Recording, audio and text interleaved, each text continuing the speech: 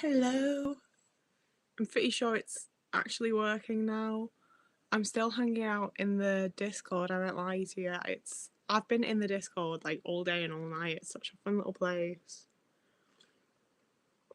Oh, hi Helen. It's been very relaxed so far. I have done nothing. Oh, good evening, Pixie. Oh, I love that it's like people that I recognise now. Oh, sorry, I need to reply to this because one of the people in the Discords actually like lives relatively near to me, and I really want to get back into doing drama, and I can try and force them to do it with me.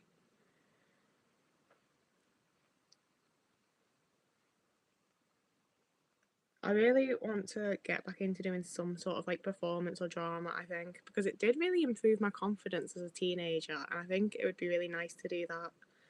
Now it would be nice to have some confidence. So if I can convince someone to go with me, I would be a lot less anxious about it.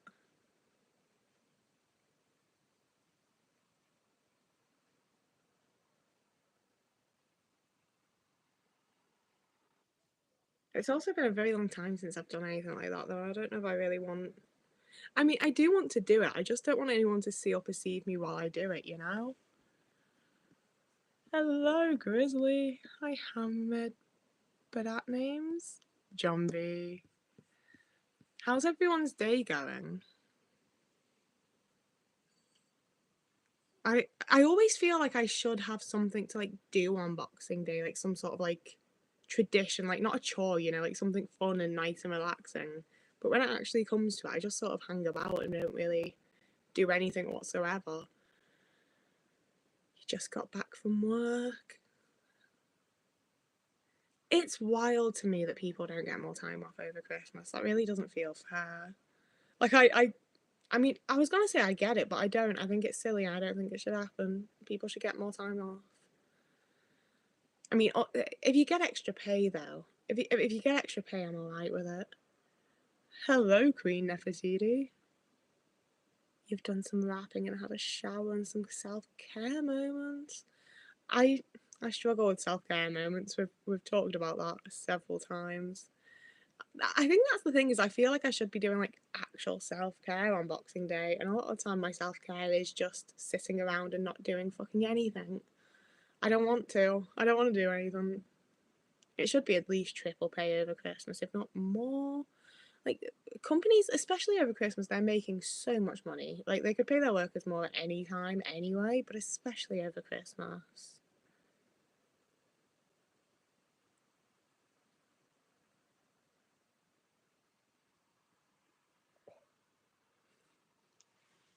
I'm loving having the class discussions in the group in the Discord. That's the thing with the Discord. I know that I set this up to like find people like me, but I didn't realize exactly to what degree I'd found people like me. Have you tried the Finch app? I have not. I'm not good at using apps, honestly. There's been so many apps over the years that I've downloaded being like, this will be really useful, and I just never open it. I just don't think about it. You would have gotten pay over Christmas if you were full time. Everyone at the job wants you to be full time too. Is it nice and cool in the UK? I need some cooler temperatures. It's fairly chilly here today, and it's been really, really foggy all day. And there's a part of me that's hoping it might snow, but I don't think it's actually going to. I don't think it's a snowy kind of coldness, but it's really foggy. Like you can't really see very far, so it is at least like a very wintry kind of vibe. Yeah, it's too warm for snow. Sometimes resting is the self care. I think that a lot of the things that people consider to be self care are things that I find have like quite a lot of sensory stuff to go along with them. So I find them to be like not chores per se, but like it is effort to do. And sometimes I do just need to literally do nothing. Like that is very much quite often, I think, what I need to be doing. Finch is a virtual pet. I actually care about whether or not my bird was great. A virtual pet might do a little bit more for me. I was like a big fan of Nintendogs and that kind of thing. Oh, it would be, if it stays the night, you can definitely get some really cool little shots with all the fog. Hi, peas in a pod. We got a dusting. I really, really wanted snow this Christmas, and especially when we had that cold snap in like November. Oh god, I'm doing small talk. I'm talking about the weather, but I really fucking wanted a white Christmas. Okay, I wanted it to snow, and it hasn't, and it's not going to. Quick flyby for you today before you go home and nap. Really? Oh, I'm glad that you've enjoyed the streams. I was so scared about doing them, and they've been so much fun. Happy Boxing Day, Davinia. Hello, I'm on the spectrum. I just started watching your channel a few months ago and relate to a lot of the content. Your special interests are psychiatry, psychology, philosophy, and music. Oh, nice. I'm always so impressed by people that have like actual academic special interests. I really wish that I did. It's fine that I don't, but it seems like a lot of fun to be able to like really actively learn things that are useful. I like the idea of that, but I'm never gonna do it because that's not my special interest, unfortunately. Oh, why were you scared about doing them? It just I spend a lot of time in when I'm filming videos staring into the distance in silence. Like my videos are not as coherent as they appear to be. Like most of them take me about 45 minutes to film, and they're not usually quite 20 minutes long because that is how much time I spend literally just sitting here going. And I was really scared that was going to be a lot of the live streams. I would just like zone out and forget that it was live, and I'd be sat here in silence, and people would just slowly leave until I was sat here on my own. I was also very scared that I would go live and just no one was going to show up. I'm glad being passionate's enough. My mum got sick of people sending us Christmas cards with robins on them. My mum was one of those people, we didn't get many Christmas cards each year. Like, we got a fair amount because she'd send them to all the neighbours and, like, all of the extended family and friends and all these people she hadn't seen in years. But we didn't get all that many back. And every single year she'd pull out all the same Christmas cards to put up around the house as, like, part of the decoration. Hi, Julie. Oh, because of your surname, that makes sense. It's especially cute that we've done this at Christmas, I think. Like part of me really wishes that I'd done it sooner, but I think it's cute we've done it at Christmas for one. I liked that I got to like talk about Doctor Who and like Christmassy stuff with you guys. And it's also like, oh, I had a point, but it's gone. See, it's things like that. In videos, I quite often I will be like 15 minutes ahead of where I am, and I'll be like, oh, I remembered my point. Go and edit that back like 10 minutes ago. I can't do that in lives. I have to like actually be not so wibbly wobbly timey wimey. Like time is a linear structure in a live stream. I'm not used to that. I'm going to spend the whole next year creating my essays. I would like to write at least 200 pages, and then you're going to see if you can get them accredited without doing college. You've been studying that for the last 10 years. See, that is so cool. Like, definitely keep us up to date in comments on how that goes. I want to hear about that through the year and know if you actually do it. I mean, I believe in you. I'm sure you will, but that is also like, I can't imagine ever doing anything like that. It's really impressive to me.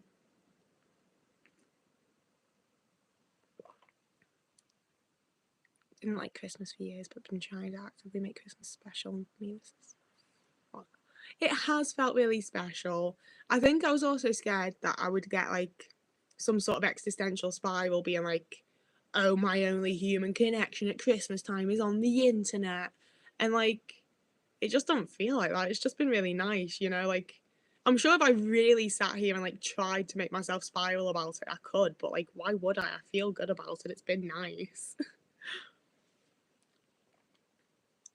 Just discovered your channel a couple months ago. It's been a proper tonic while going through autistic burnout, hearing from another autistic person the stuff you struggle with too.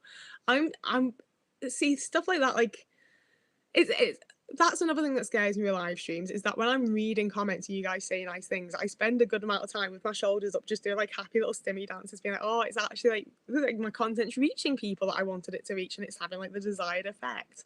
But I still feel really cringy like addressing that in person in any way, and it's like I don't know why. Like, it's a good thing, it's having the desired effect, you're saying nice things, I should just feel good about it, but there we are. Yeah, we have a Discord now. Uninvisible Girl's just been an absolute icon again, so I'll pin this. And now, if that's what worked. There we go. So the Discord link is now pinned up there. I'm aware that it looks like a Life on Mars / Ashes to Ashes like fan group, and that's because it is. That's what you sign up for if you subscribe to me. Quite frankly, like I am now the head of the Ashes to Ashes unofficial Ashes to Ashes fan group. That's what we are. Quite frankly, I'm sorry, it's just the way that I am. That's what happens when you decide to follow someone that's autistic and has a major special interest in a random piece of media. Like you all get forced into it. Just popping in for a bit before visitors come and you have to put on real clothes. I think that's been another highlight, is getting to interact with you guys and getting to speak to people without having to wear proper pants. Just staying in my pajamas, staying comfy, no bra. It's a vibe. It's the way I need to live more often. That video on Drop Dead Fred took me like over a week to make. I put so much effort into that and it's still like one of the least viewed videos on my channel. But I am so proud of it. Like that was me putting in like every ounce of like fucking video essay, anything I could possibly do. And I think honestly, I'm making big plans, but also I'm not, because they're all just thoughts in my little head. But I think what I would really like to do is sometime between now and like mid-January is with the Discord start doing like a weekly watch along of like an episode of Ashes to Ashes. And then as well as like watching it live with you guys and being able to talk about it in the Discord and shit, then also doing like my own little like weekly video essay on like each episode of Ashes to Ashes. And I know that sounds a bit overboard perhaps, because like when people make a video about a TV show, it is usually the TV show and not a single episode. But I love it enough that I would really like to do that. I think it'd be really, really fun for me. And I also just really, I think this is me starting to really give into the fact that these are my special interests and this is how I enjoy things and this is what brings me like a very genuine joy. And I haven't let myself have that in quite a long time. I'm missing some of the chat. I keep chattering.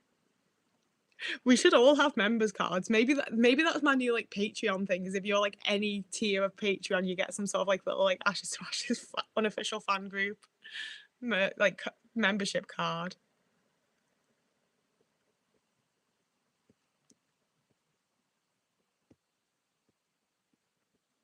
They're the exact types that you want to make. Make them. I would see. This is the thing, is I don't know how to like interact and communicate and like generally reach out to other content creators.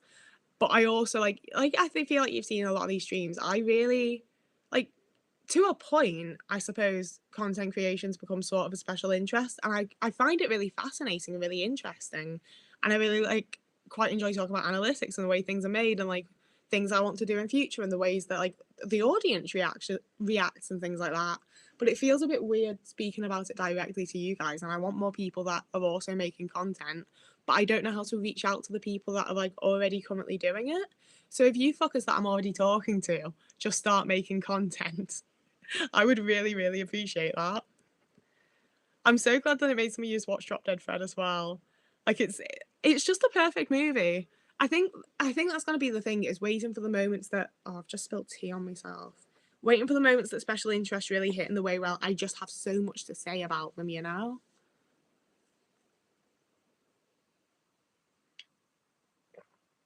You're spending Boxing Day shredding paperwork. I used to love getting to use my dad's shredder. Whenever he had stuff that he needed shredding, he'd call me and I'd be like, oh, yes, here we go. Getting to feed it in and watch it come out, well, shredded, obviously. My Christmas Day was fine, but I was obviously frazzled last night, so I was starting to get upset over some Chewbacca socks were. I imagine Chewbacca socks would be incredibly cute, though. Like, I'm not even a Star Wars fan, and like, Chewbacca things kind of get to me. Oh, yeah, you need a shredder if you've got that much paperwork to get through. I don't. No, actually, that's probably not a smart thing to say online. I don't know who the hell's watching these anyway that's gonna like do anything. I don't get the need to shred paperwork. I just tear it up and then bin it. And maybe I shouldn't. Maybe I need to like really do something about that. Your interest is super similar to my daughter's. It's great. I think one, like, not you specifically, Julie, although I'm sure you're fantastic.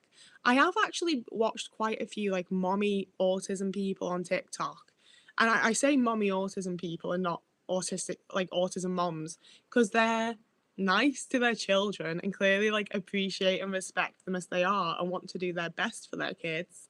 And it's been like quite healing, I think.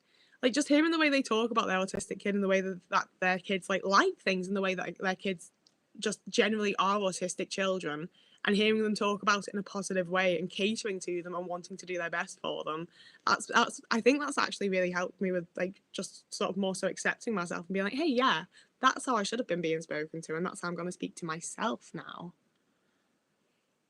My granny had a. Oh, I'd love a hand cranked paper shredder. I have one of those whisks that you like hold and do the like little gears thing on the side to make it whisk, and I love that. I really enjoy like the mechanical versions of things that we can buy electrical versions of now. Sorry, I have been really enjoying these, but the more that I do, the more my voice is getting kind of screwed over. My voice, like my mouth gets really dry and my throat goes a little bit because I really need to drink more through. But the moment it's silent, I'm like, I'm not doing my job.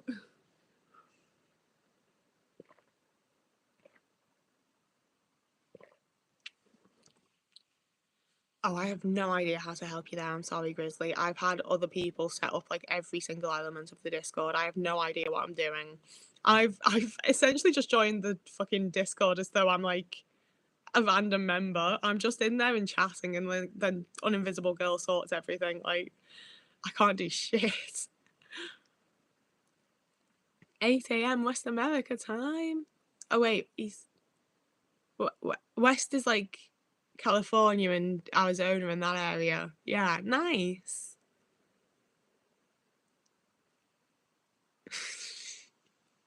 You didn't have to say mommy autism like that. You know that's not what I meant.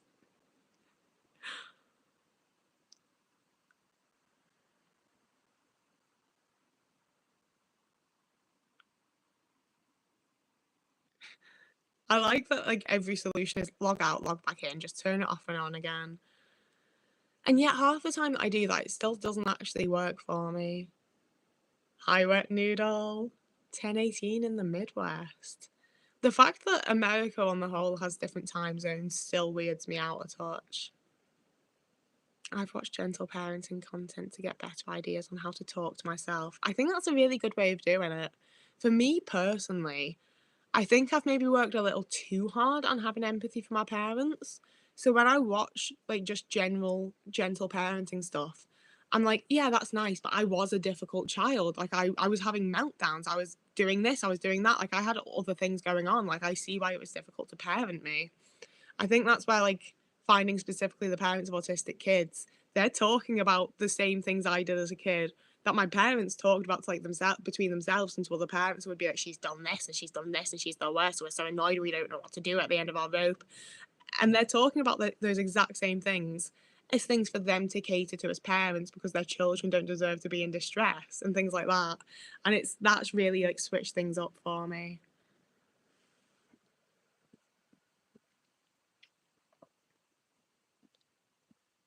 Oh, no worries for missing the stream, Ross. I'm not much of an anime person. I've struggled to find ones that I like. I really loved Cardcaptor Sakura as a kid, and I rewatched that when I was maybe like 13, and I adored it. But other than that, like I've dabbled. I've watched bits of Attack on Titan. I watched some of Sailor Moon. I don't really get gripped by it. I do somewhat wish I did, but I don't. I did read a bunch of the Battle Royale and Death Note books. I've got that going. That's pretty much it. Washington State. I think UK time's Greenwich Mean Time technically. Like I do also I just call it UK time, but I think technically it's Greenwich Mean Time. I didn't know that France has 12 time zones. That's bizarre.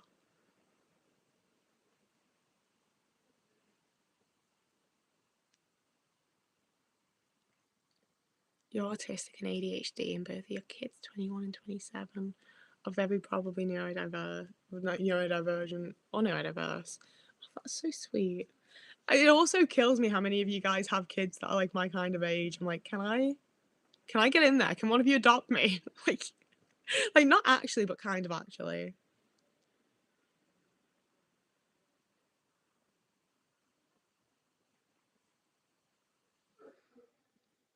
like you would talk to a kid and then approach your parents like that because they were missing it too.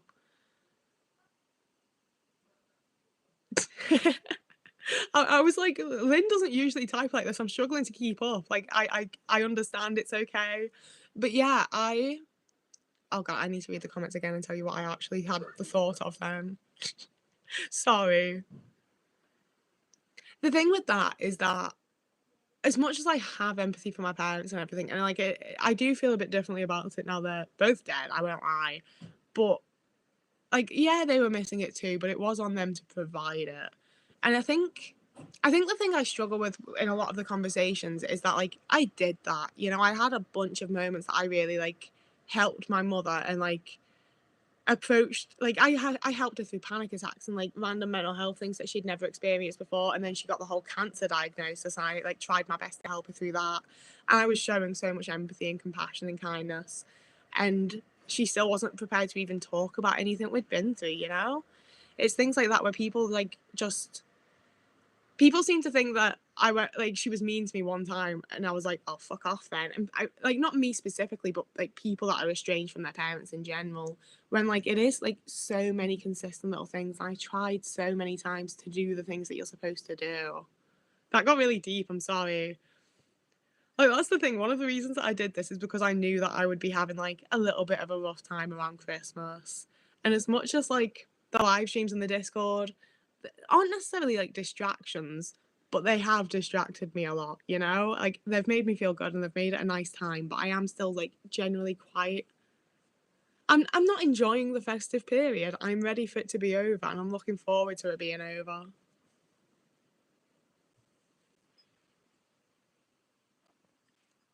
I also think that I did way more for my mum than she did for me. And I think that's the case in most relationships that are like similar to the one that I had with my parents, where like, you know, I just don't think anyone stops talking to their parents and cuts them off over anything small or because they haven't put the effort in and tried. You know, I don't think anyone's first step is, oh, I'm just gonna stop talking to the people that raised me and gave birth to me and everything. Like, it's not the first step.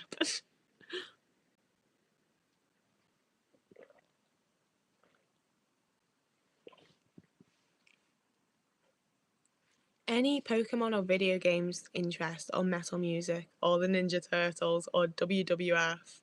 Tough answer my question. I've played Pokemon games a little bit. Like I dabbled on a Game Boy Advance when I was a very young child.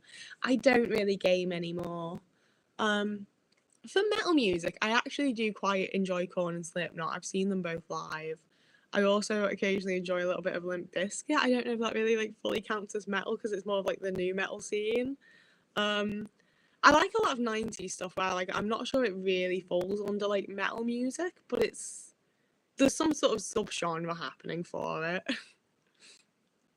I won't lie to you, I get mixed up between Korn and Slipknot sometimes. Like I'm not they're not special interests. They're just they both have like a handful of songs that I really, really like.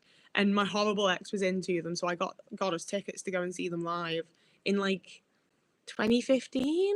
I did really enjoy it, to be fair. I did massively enjoy it. I enjoy 99.999% of live things. If I'm in the right like headspace for it, just being in a crowd that has like a main destination as like the thing we're doing, I really enjoy. I tend to listen to I mean, I don't anymore. Like I have gone on to like a full like David Bowie, Chapel Row, and Alanis Morissette sort of kind of vibe. But I did used to listen to like a lot of like Nirvana and Foo Fighters and Alice in Chains and fucking Pearl Jam and like all that era of things. I got really into the Rebel Girl stuff actually, like the Riot Girl stuff. I got really into like obviously everyone starts with Bikini Kill, I think, and like L7 and Babes in Toyland and that whole area of things.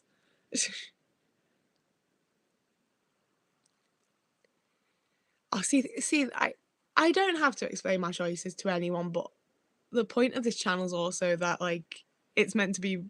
It's one of those. Well, I'm not like necessarily trying to be relatable to people, but I want to know that I'm normal and going through normal things, and that other people like get it, you know. And sure, it might not be everyone's idea of like normal, but it's my normal. So like, I'm not so much explaining it to make people understand or to, like, validate it or whatever, so much as for the people that feel the same way.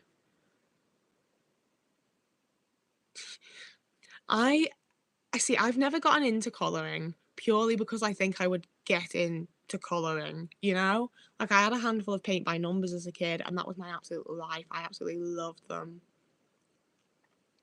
Yeah, I put a message in the Discord earlier, actually. I haven't checked if anyone actually replied, asking if anyone in the chat's listening to Alanis Morissette, because I love Alanis Morissette, and Jagged Little Pill is just, to be fair, I have literally only listened to that in her latest album, but I adore, I absolutely love It's About Me. I love all the old British glam rock, Queen, Bowie, T-Rex. Yes. I don't know the last one you've mentioned there. I love Bowie, really like Queen. I'm not a big T-Rex fan. I know Get It On and like a handful of other songs. That's the thing with most bands, is that I'm like, I like these 3 songs. I don't really know the rest. Yes. We've had pics on what say, I find it weird how much having empathy for someone slash understanding their motives is equated with accepting their behaviour.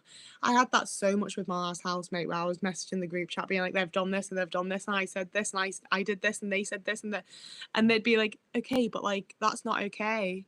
And I'd be like, no, I know it's not okay, but they've done it for this, so I don't want to be like this when they've done it for this reason.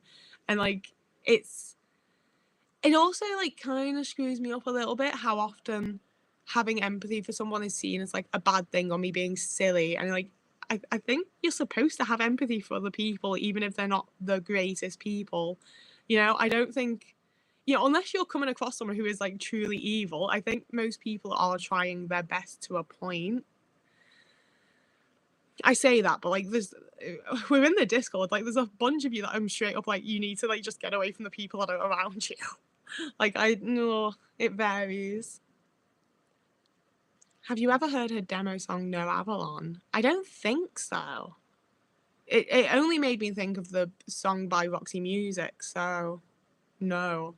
Alanis is God. I really should listen to more Alanis, to be fair, because I was saying in one of the other live streams, like, a lot of my music taste comes from special interests. So I'll give that, like, I did only listen to Alanis Morissette originally because she was in Dogma, but I love her now, you know? Like, I only started listening to the Foo Fighters because Dave Grohl was in the X Files, but I ended up absolutely adoring them for like a very long time. Mott the Hopple. They did All the Young Dudes all the way from Memphis. The lead singer did the original version of Once Bitten, Twice Shy. Ooh. Favourite food? Right now, Christmas dinner and crumble. I'm gonna give it like half hour to an hour, and then I'm gonna take you downstairs, and we're gonna decide if I'm gonna have my Boxing Day Christmas dinner sandwich or a Boxing Day Christmas dinner wrap. And then after that, I'm gonna have crumble and custard again. And I'm loving that I'm gonna have just like 3 days of basically eating a roast dinner and crumble every day. I try to treat people how I want to be treated, but it's like not you specifically, but I so often like cringe a little bit when I hear that now though, because my mum always said that, and I was always like, is this how you want me to treat you though?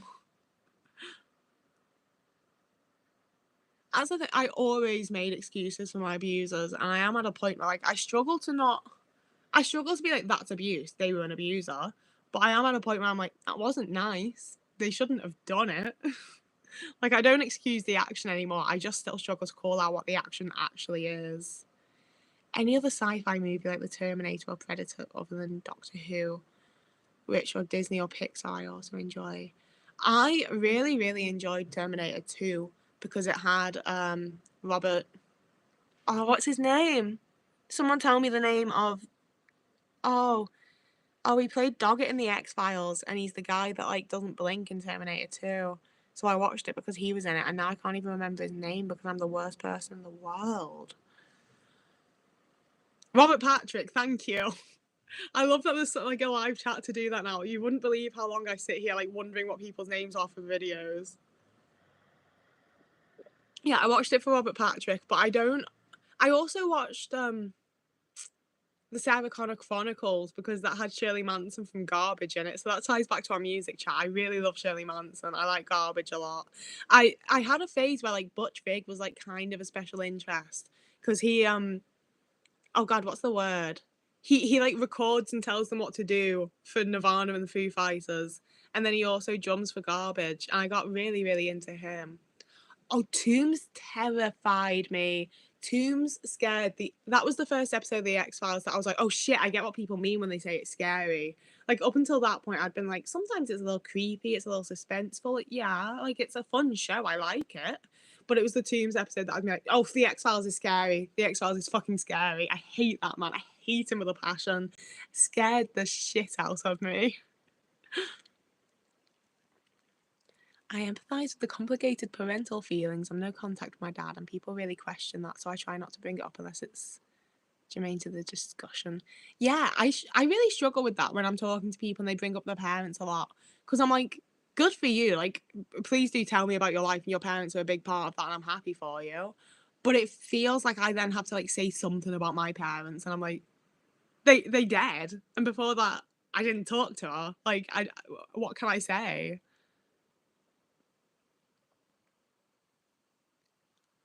Oh, I feel that, Kelly. That's exactly how it's been with like a lot of my friendships, a lot of my family. It's me trying very hard to be like, if I treat them the way that I want to be treated, if I'm kind to them, if I'm empathetic, if I do this, if I do that, if I help them in this way, then they'll appreciate me and start to care about me. I just have to like earn that and then they'll do it, but then they never do.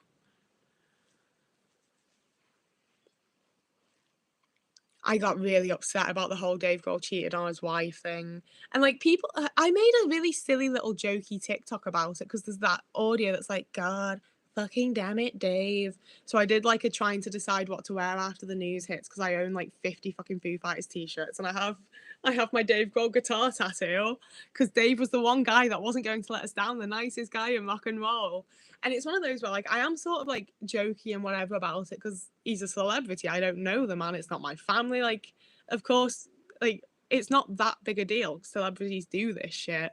But on like an actual like personal level, I was like, I trusted you, man. Like you write all these pretty ass fucking songs and shit. You seem like a person that like feels things, and you cheated on your fucking wife. You cheated on your wife enough to have a baby with someone else. Like, oh, it's so annoying.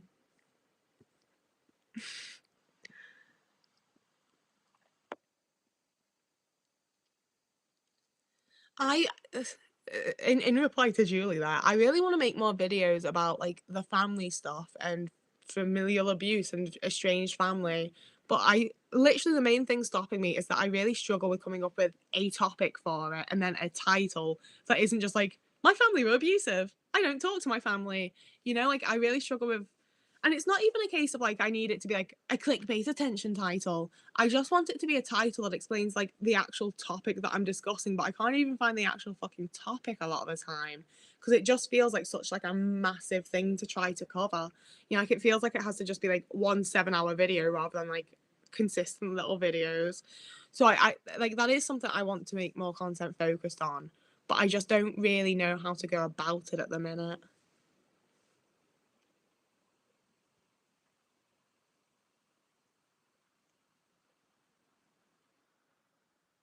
Didn't Foo Fighters do something correct? Um, so fucking not Chris Schiffler, Nate Mendel had a wee phase where I think he like didn't believe in HIV or didn't think it was. I don't know. He thought something about HIV, and I think that the rest of the band shouted at him. To be honest with you, and he piped the fuck down. See, the thing is, if Kevin Smith ever does anything, that's me out. That is me out. I'm never trusting anybody ever again if Kevin Smith does anything. Like, just from Kevin Smith's like general persona of like that he presents to the public, like because that's what everybody does. That's a celebrity that like you're not giving like your actual complete true full self to the public. Like I get that, but just from what he does give to us, I'm like Kevin Smith is a good man. Kevin Smith is a good guy. I loved him anyway, and getting to meet him and interact with him, like I Winter filmed it from like a secret little camera on their wheelchair, and I think I am at some point gonna make a whole video just about me meeting Kevin Smith, which is extremely like fucking egotistical and self-obsessed, but I don't even care. I also am gonna come back and pay attention to the chat in a moment. I'm just taking this moment while I have things to say, quite frankly, because I I think I spoke to him for like 15 minutes, which like if you go to Comic Cons, that's practically unheard of. You get rushed out, like you are there to get your thing signed, say hi, and fuck off. But he looked at me and I started crying, so he took my hand, and I was telling him all about how like your movies have changed my life and made me do so many things, and there's so much stuff that I've done and choices that I've made, and like the person I am, that is directly thanks to you. And he was like, no, you did that. And I was like, I know I did it, but you were the inspiration. I couldn't have done it without everything you've done. And then I went into like how his characters made me feel and the way that it all tied together, and it makes me feel like I'm there. It feels like they are my friends when I don't have anyone else, you know. And he got it, like the way that he was like giving me, like it's one of the few times I've made direct fucking eye contact with anybody in my life, and he was just like, you get it, you understand it. And he just kept like validating and confirming everything. And then he like I did finally actually shut the fuck up and let him speak. And everything he said, I was like it just had me bawling. Like he came around the table and gave me a hug because I was just fucking sobbing, because the man understands, like he gets it. He knows that the shit that he makes and the way that he makes it has this impact on people. He understands how it feels because he has it too. And it was the most like genuine fucking thing I've ever had with anybody in my life. Like it was the most like genuine bits of like human connection where my feelings were seen and appreciated and understood. It was beautiful. It was so fucking I love Kevin Smith so deeply. That was such a absolute ongoing thing. I'm so sorry.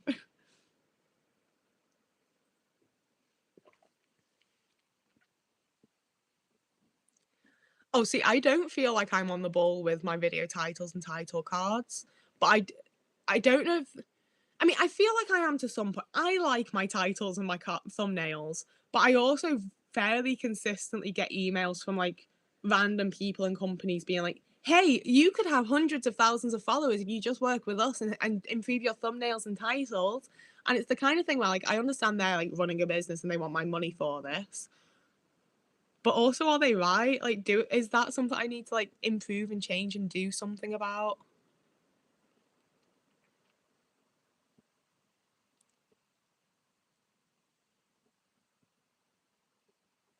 What part of the UK are you from? I lived up north in Scotland, and unfortunately, due to visa restrictions, had to come back home. But I love the UK and really miss it. I'm I'm originally from the Midlands, and now I live in the northwest. And I would like to move to a different part of the UK sometime fairly soon, I think. Ah, the chat jumped again. That was such a lengthy bit about Kevin Smith. I'm so sorry. He just really was like the absolute best. Hi, Isabella. I feel like you've been in like every single one of these live streams. It's so nice to see you every time. Oh, are you into filmmaking? We should chat. I have a few little like ideas. Like that's the thing, is even though I do the whole like content creation thing, it's so relaxed and it's just me talking, and it's not like, I know technically it's creative because like I'm making it and I'm editing it and so on and so forth, but like I also have a bunch of like actually creative ideas of like stories and things that I want to make, and I've just never had the confidence to even try, you know. And I'm at a point where I have the confidence to try. I don't know if I'm ever going to put it out. I don't know if it'll happen, but I'm at a point where I really do want to try. And the thing with that is that it requires collaboration. Like you cannot make this shit on your own, you know? Like the videos that I make are the ones that I can make on my own. And a lot of them I can't. I do actively need to collaborate with other people. And it's really fucking hard to find anyone and actually have the confidence to tell them about my shit and have people that actually care and want to listen to it. And it's rough.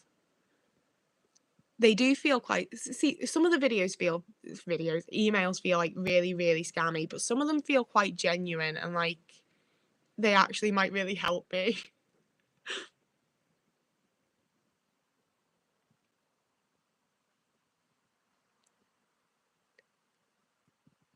Honestly, part of your style. I mean, wouldn't complain if you did something new, but your title, you can't, are uniquely fun and I like them. The thing with like my thumbnails is that a lot of thumbnails on YouTube I think are boring. I want to see some colours. I want to see some nice things. I don't want like my face in the corner over here with like some white words here. I don't get it. Like, why are you not making it fun? It's like, it's kind of the only creative part of YouTube that I really get. I'm glad that you guys actually like them. Right, you know what I'm gonna talk about in the videos? Like, I don't wanna tout myself as, like, so authentic, man, but, like, I am so tired of trying to click on videos about topics that I think I'm gonna be interested in or enjoy, and it's just some random fucking bollocks. Like, I know I ramble and go on a bit, but there's so many times that I click on videos and I'm like, "Oh, this literally isn't the topic that I was expecting it to be." Like, it's just not the video I thought it would be. Kevin Smith took part in a religious purity picket against his film Dogma. He just does the funniest things. I absolutely adore him.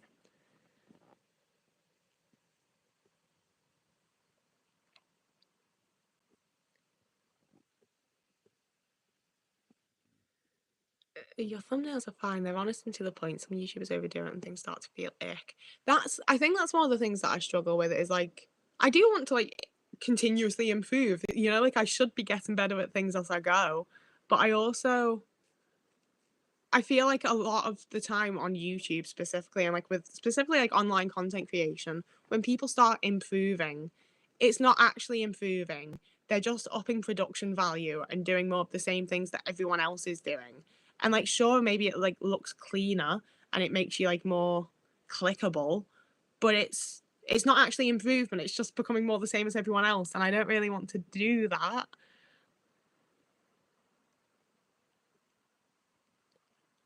Oh, I love that you've noticed my little shroom, guys, and that's like a cohesive, subtle design. Like that's the thing. I like branding. Like I had a blog from like 2012 onwards, and like I've always done like bits of internet stuff. I get that like I need branding. And you should do certain things, and I try to do them. But I also think that like we should all be doing it in our own way and just making it fun and having a nice time with it. You know, like I think.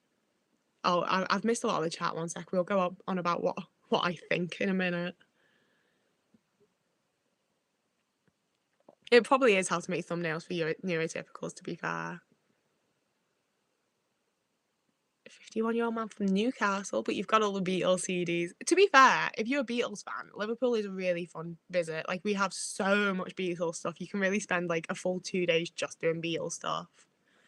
The current trend is to use titles and thumbnails that are supposed to make you curious by not giving any information, and that really annoys me. Yeah, it doesn't make me curious, it makes me not care. Like, if I know what I'm clicking on, what you're about, I'm gonna click on it. You know, like, you need to strike my interest, not just make me curious. It's honestly impressive you can keep on topic so well. My ADHD ass could never. I think it's purely that I never want to leave a topic when I'm on it, to be fair. I could talk about most things for a very long time because I overthink them all and think everything's a little bit more complex than it is. Sometimes there's a different. I like doing different titles on the cards and in the videos, to be fair, because sometimes I don't know which title I should go with, and I'm like, it gets them both in there. You do lose your soul to that kind of thing. See, every time someone leaves a nice comment, I'm just like, well, I'm not reading that out. And it's like, you're being nice. I should at least say thank you, to be fair. Made a thumbnail that looked like a 90s fashion magazine cover once. It did not go well. See, that's also one of the things that kind of upsets and annoys me with YouTube is that there's so many thumbnails that like. I had a good long phase where it felt like every video I clicked on was from someone that had like 7 million subscribers and it already had like 180 million views. And everything I was recommended was like the most popular thing on YouTube. And now I'm sort of having a phase where it feels like they're still there. Like that is still a thing, but YouTube is more so pushing some of the smaller creators. And it feels like every time I click on like a video that I'm expecting to be big because I'm like, oh, this is a really interesting thumbnail, this is a really interesting video, this person's like really attractive and they're really doing a good job of things. And then I look at the views and I'm like, it's got 250 views. Like, what the fuck?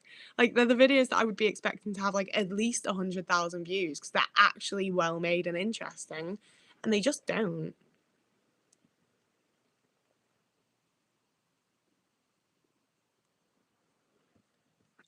Hi again, Lisa. Okay, I'm going to the bottom of the chat because it keeps like jumping and it's gonna give me a headache, quite frankly. It's best to have different text on thumbnails. Some people get subscribers and views fast, but it's because they do what's trendy and don't make anything unique.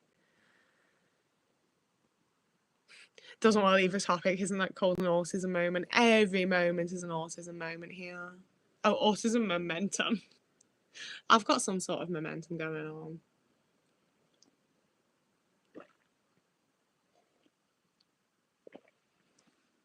I do need to start using monotropic thinking more often because I really don't overthink that much. It is very monotropic. It's just that I think about the same things in quite a circle for quite a long time. Oh, I hate the Tate in Liverpool. I'm guessing you mean the Tate in Liverpool. I don't like that museum, like gallery, whatever the fuck it is. I went when they had the Marina Abramovich thing on. They had the table from the when she did the live art performance thing where you could take whatever off the table and like do whatever to her. They had the table with all the stuff set out, and I really wanted to see it, so I went for that. And it's such like a bright, wide, loud fucking gallery. Like it's, I really like the Walker in Liverpool. That's a nice one to go around. There's the ones on the docks are pretty decent. Like the other normal museums aren't too bad. The big museum's really nice. So much respect for Daniel for starting up a YouTube channel. I heard that it's not easy. This is also the first live chat I've noticed from you. This is not my first live. This is my fourth or fifth live, I think. I've done a fair couple now. And I'm both better at it than I expected and enjoying it more. So that's going well. Hello again, Bella the Goatsy. Eleanor Rigby. You have to have interest to generate interest. Yeah, big time. I think that's where a lot of people get kind of frustrated as well, because it is one of those where like the more people I have already subscribed, the more subscribers I get, and the more YouTube is very obviously pushing out my videos. And I get that it's like there's no point pushing it out before people are interested, but also how's anybody going to be interested if it's not being pushed out? It's weird, but I think that's where like I have my little niche and you guys find it, you know? Like I spent a very long time making videos before I started making autism videos and no one found them, no one saw them. I was lucky to get, 100 views on stuff. And it is very much just that like no one was looking for it. And I have very much relied on the fact of like I was looking for this type of content and not really finding it. So if I'm looking for it, other people must be. And it's definitely grown and evolved since then, but that was the start of it all. That was the beginning.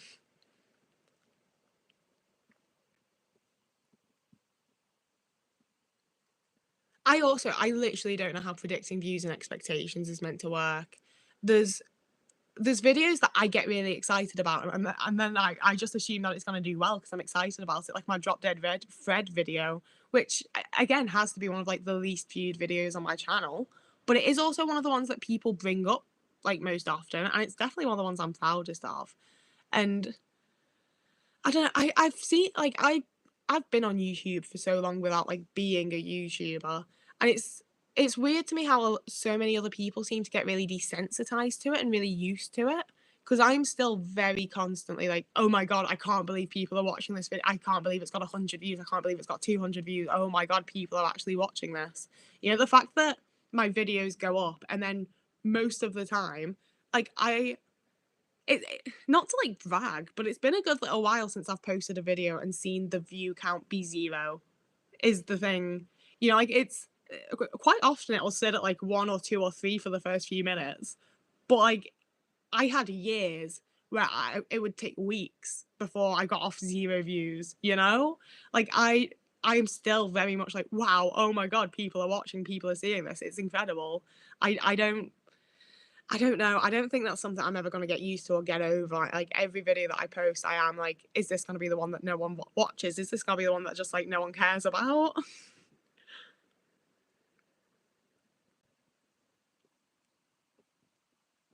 Sixth live. Oh, it jumped again. I'm too slow for this chat. I'm so sorry. See, I'm reading the comment from Pixel Mott about German YouTube recommendations because I tried for a really long time to find Danish YouTubers because I didn't want to like lose what little language skills I had, and I definitely have. I really struggle to understand anything in Danish. I really struggle to speak it now, but I like if I think unless you're living like in that country and have like your VPN and like everything set to that country, it's really hard to find like non-English content for me. Hi, human being. You've been to several of my lives. You've been here a lot. Are you going to be doing more regular live streams going forward, or will they be only for special occasions? Um, I th- oh, I don't know. I don't know. I've been really, really enjoying it.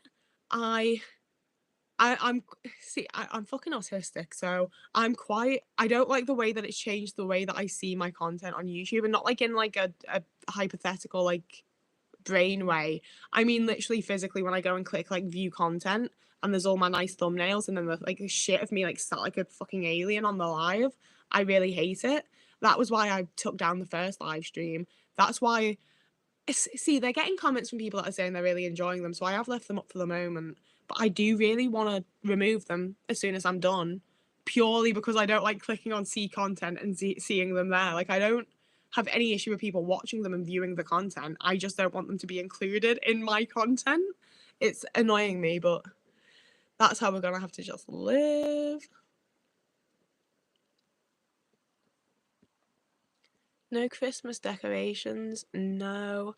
Winter got like a little tree that's downstairs, but that's all we've got going on. I haven't had the energy, the time, or the motivation.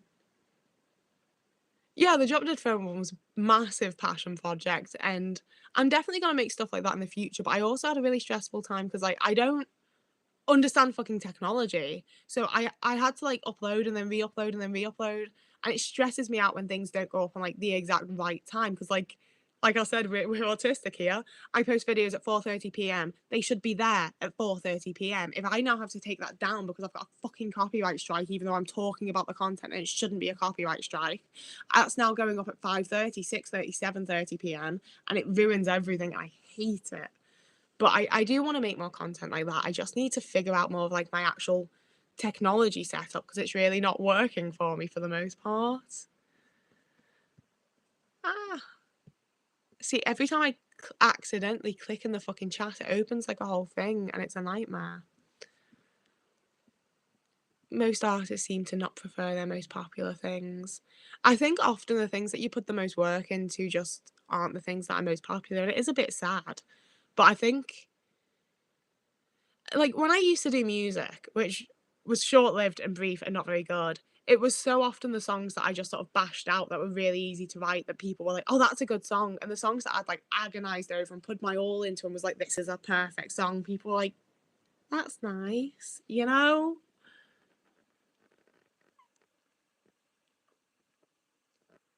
Yeah, there is like, it's not even like so much a core audience. It's like there's like weird little like groups and waves and like there's definitely like there's people that like only watch the autism videos and there's people that only really comment on the body doubling videos and I quite enjoy seeing that. I quite like I think that's why I'm trying to do like diverse bits of content. It's not so much to like grow the fan base and make it a thing.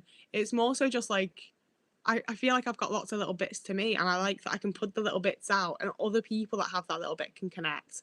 And they're maybe not as full on like the same as me as the people that watch like all my videos, but we have this little thing in common that we can bond over and it's just really sweet and nice and like that's what I like about the internet. That's what I like about YouTube. That's how I want it to be used. Really enjoying this live, but I have a friend waiting to play video games, so I must run off. Enjoy your video games. That's kind of far from the chat. You're probably already gone, but I hope you're having a good time doing that. What Kevin Smith film do you recommend as a first one to watch?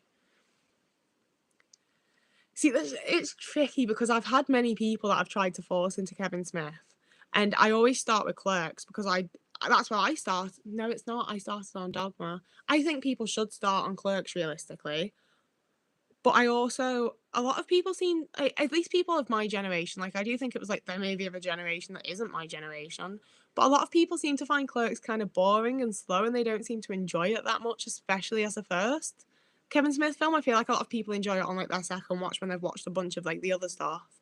So I think maybe for the sake of getting people to like actually like it and watch things they'd enjoy, I would probably recommend starting with either Dogma, Mallrats, or Jay and Silent Bob Strike Back. Any of those is going to give you a sort of like good overview of like, here's your people, here's your characters, go and venture out into the world of New Jersey.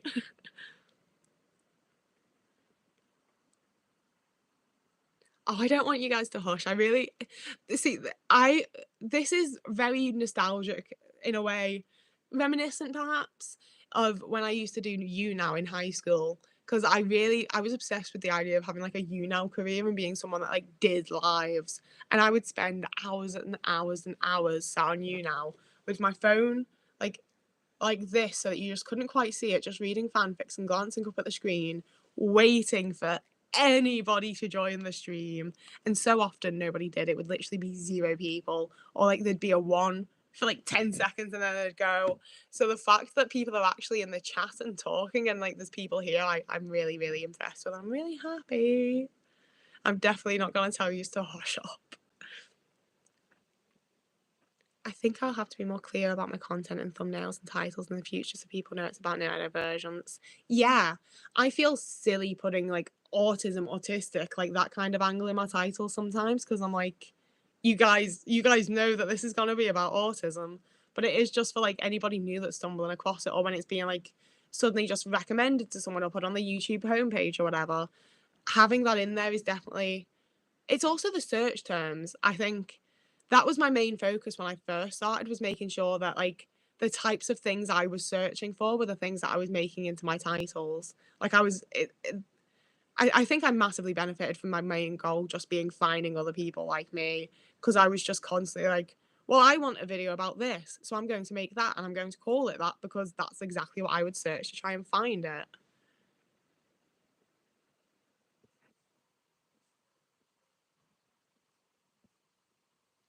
Uh, Oh, I I didn't expect how many people were watching that don't comment as well, to be fair. That's been a really like lovely upside of like doing this, is how many people are like, oh, I don't really comment, but like this is a much more like casual, chilled, like it's just not as big a deal to comment here. I very much get that because like I don't reply to a lot of my YouTube comments and I feel really bad about it, but I just it feels like quite formal and like I really need to say the right thing and it's just a lot more relaxed and chilled over here. See, I really, really love Chasing Amy. Chasing Amy was one of the films that I like talked to Kevin quite a lot about, and it's, for me, it doesn't feel like a Kevin Smith film. Like I love that it is. I love that it's him that made it because I think I'd probably be a bit more harsh about some of the things in it if it wasn't that. I know it's made by Kevin Smith and it's made with like empathy and compassion and thought and love, but like I maybe it's not quite accessible as some of the others, but I think it's maybe his best. Like that's the thing, is I love so many elements of Kevin Smith films that I know aren't like technically the best. And it's one of those where I think like directing, cinematography, acting, like the whole lot, beyond like the comedy of it and everything, Chasing Amy is probably Kevin Smith's best film.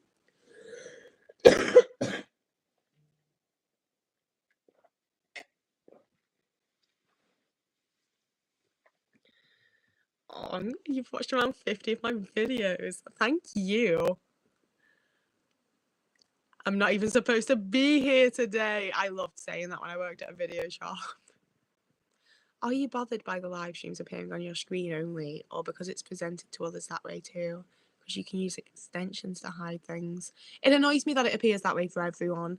I would much prefer if instead of like clicking content and seeing everything I've ever made, it had like the tabs for you to be like videos, lives, shorts. I would very much prefer that. But that's not the way it works. I I believe Davinia probably has watched every one of my videos because I feel like you've commented on most of them and you've left really nice, thoughtful comments that I've really appreciated. I probably should start using hashtags, but I don't like the way it looks. I get a lot of comments from people saying that YouTube or blaming me for having deleted their prior comment within moments of it being posted. And I don't know where they go because I do go through my reviewed comments, like the ones that it holds back for me to review.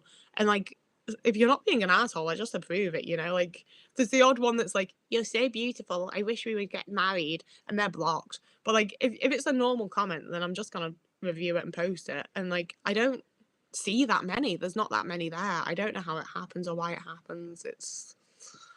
I have no idea.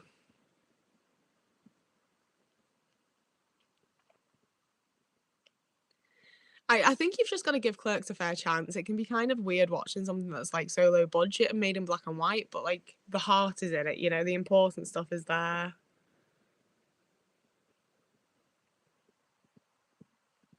I also often like that's the thing that like kind of annoys me and makes me like feel bad about not replying to comments is the amount of times that I will type out a full comment and reread it a bunch and then just delete it and not answer, not reply because I just feel silly. That's the thing is a lot of the time when I do anything in like a public forum, I just feel silly.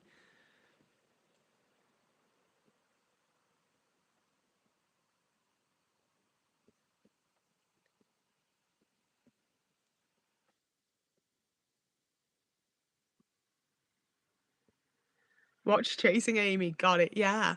I See, the other thing is I go to say things and I'm like, that's not something to share on the internet. That's something to like share with a friend over a glass of wine, not the entire internet, honey. I did get my pizza. I got a Papa John's. It was very nice.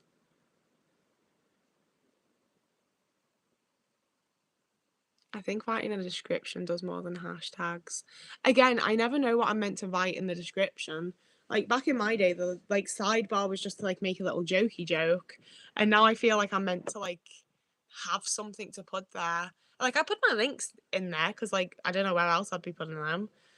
But yeah, I don't really know what. I have no clue what YouTube wants. I just do what I want, and if you guys like it, that's great. You know, like there's a level of like it's not all about if you guys like it. It is also about if I like it, obviously. But also like you're here now and I like you guys, you know? Like obviously I want to also post things that you like and that you find helpful. Speaking of, I actually like not to be like Chloe, but I would actually really like a part on Discord where you guys could leave like topic suggestions, titles, like whatever kind of content you might want to see from me, you can just drop it there because so many people suggest really like good ideas in the comments and like even in like the little sidebar here.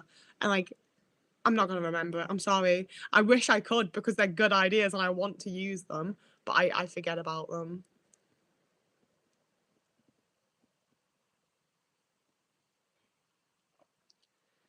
The descriptions being a joke, Smuff. I mean, they're not always a joke. A lot of the time, it is literally me being like, "Don't know what to say. Have fun." But like, I there's so much stuff to do with like the general internet that I'm just like, why are you doing that? I think maybe I just haven't evolved with the rest of the internet. You know, like I started watching like Charlie is so cool, like and Nevermon and Dan and Phil and Kick the PJ, and they were the people that I still think of when I think of YouTubers. You know, like as much as there are people that I still watch and I've always watched YouTube along that time, they were the YouTubers I was fan of. You know, like I liked them. The other people I watch are just people that I watch. And I might enjoy them and I might find their content useful and valuable and whatever else. But like I also like I think some of it to be fair is just I'm never going to fangirl over people the way that I did as a 15-year-old. Like that's some of it. But like when I think of YouTube content and what I like as a fan of YouTubers, that's the era that I'm thinking of. You know, like it wasn't about getting monetized and putting ads in and linking and go follow me here and go follow me there and keep up with me here and go follow this stream. You know, like it feels like it's all so much to be a fan of someone these days and to just consume someone's content. And I don't want to be one of those people. It really weirds me out. It has like I don't like using the term normies myself, but the internet has been gentrified. I will give that part. Like big time. Yes, that is the era that I am talking about. Like we I hope we all know that we don't like associate with Alex Day anymore for obvious reasons. Like, they're not that obvious. If you remember all back in the day, I was there as the drama unfolded. But like that's very much the era that I remember.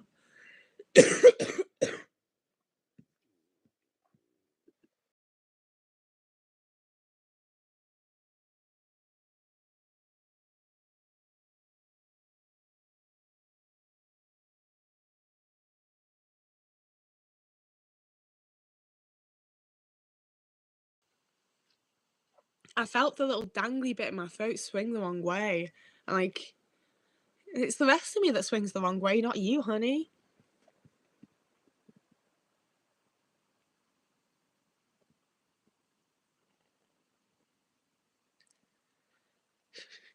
I find it so weird when adults are like creepy kind of fans like Thingy from Misery. See, I agree with you, but also if Keely Hawes had a little car accident somewhere near my house and she couldn't get away and then she tried, like I'm guessing that sledgehammer. I'm not. I wouldn't actually. I swear that was a joke. That's the thing. I think that's what annoys me with a lot of like creepy fans because like I love the things that I love and I'm a fan of the things that I'm a fan of. And I still am able to disconnect when like that's a person and that's not really the thing I'm a fan of, you know?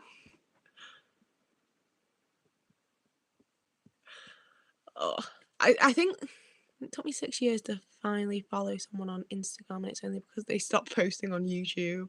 Like, I don't know, it just I think the way that like fan culture's become a thing on YouTube also really weirds me out because like for me the whole point was always that like it wasn't a fan thing, it was a community. Like that's the point.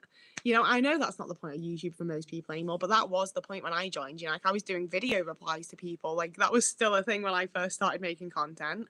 I mostly watched people make videos about Doctor Who, and then I would set up my fucking little Vera Wang notebook thing that I had and film a video on my webcam talk like doing a reply. And we'd like that's how it went, you know? It was a community. Like as much as people were content creators, anybody could be, and you would just film a video very similarly to this, honestly, very similar quality and everything, and you'd post your little reply and you'd have a new friend. Like it's weird how the internet has gone, and a lot of it I just don't understand. Like that's the thing is like I'm not doing the things that I do as some whole like let's make the internet a nice place or like whatever. It's just I don't really understand what people are doing now, and I'm just doing what I got used to and what I thought was the point of it. Like I thought this was the point, was having a nice time. It's weird to me that Mr. Beast exists, you know?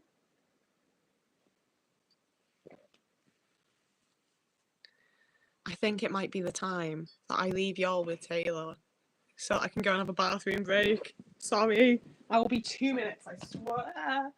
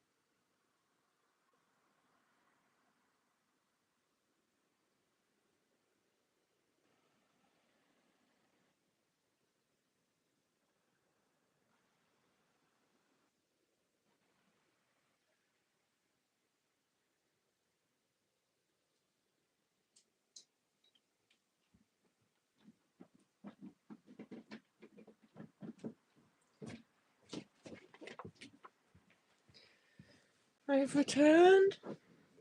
That's the thing with like introspection sometimes is that like I'm just sat here and then I'm like, oh, if I don't go to the bathroom now, I'm gonna piss myself.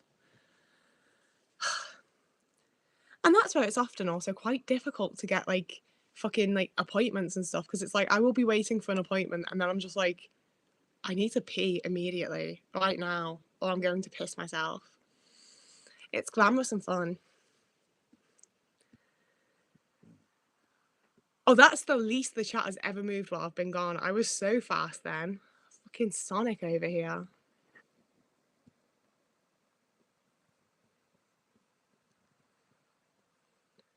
You can tell I'm fast because I'm a little bit out of breath.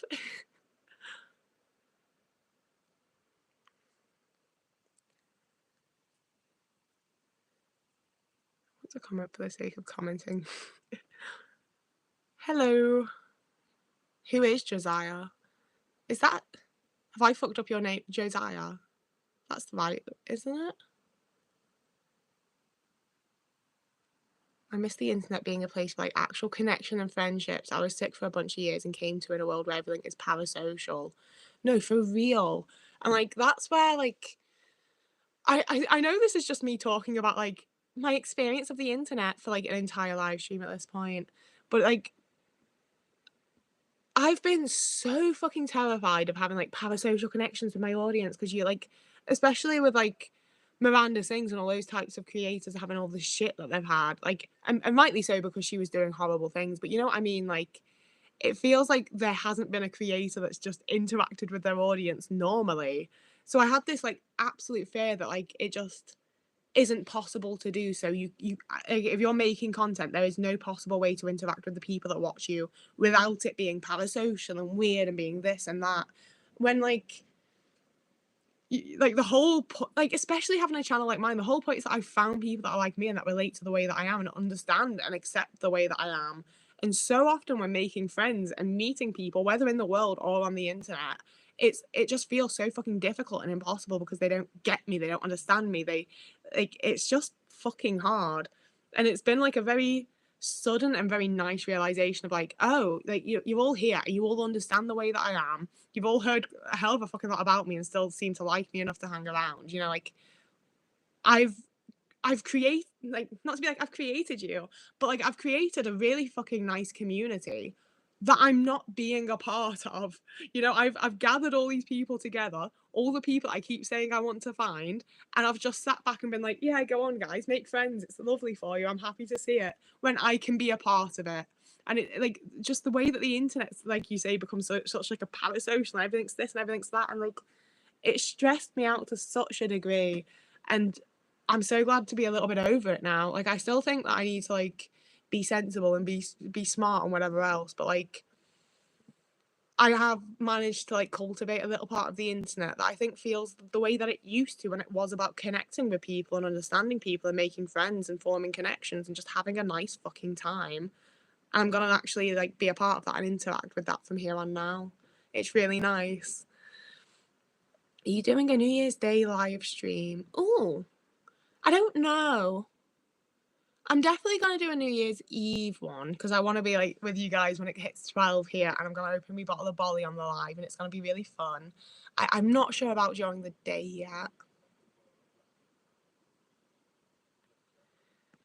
One social network where you can still normally interact with everyone instead of being measured by your follower account is Mastodon. I haven't gotten onto Mastodon. I'm really not very up on a lot of social medias. Like I've literally only just started using Discord. Like I don't know about very many things.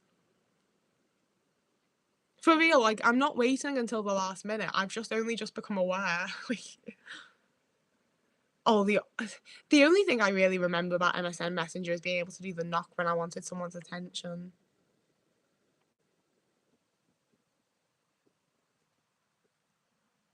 Maybe that's a good video to forget them out. Autism and internet socializing, because boy, is the internet home for me after 16 years. Big time vibe.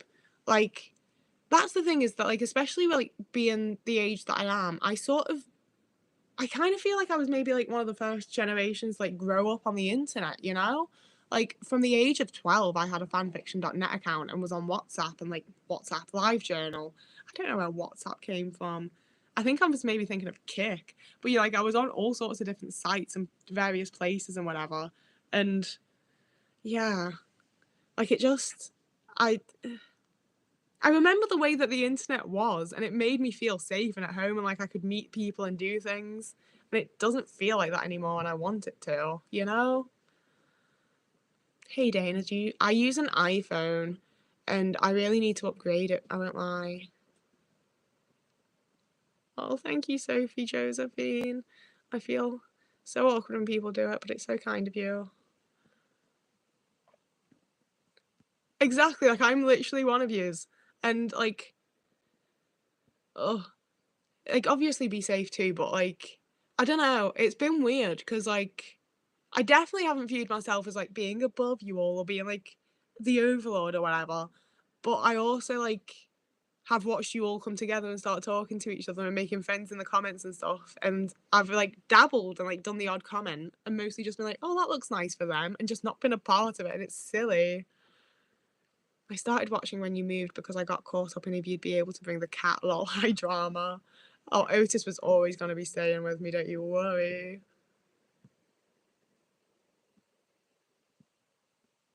Don't need to be anything but myself. Oh, I hate when the chat does that. I'm gonna make a Blue Sky account. I've downloaded the app. I just haven't gotten around to actually creating like my account yet. I'm hoping that that's gonna be like how Twitter used to be.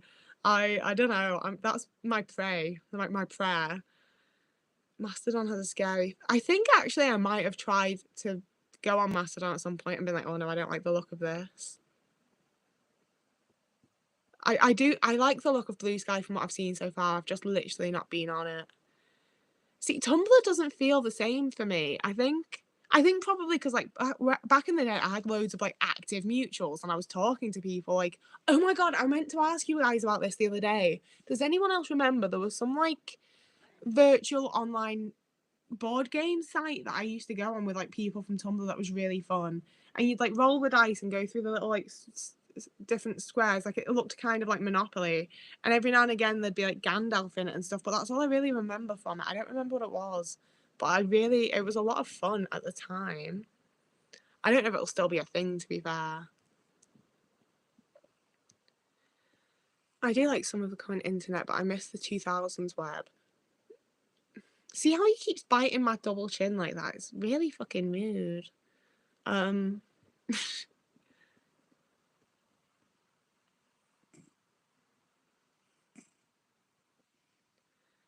See, I can connect my phone to my laptop because I have a MacBook. I just don't do it. I don't do it for this. I do it when I film videos.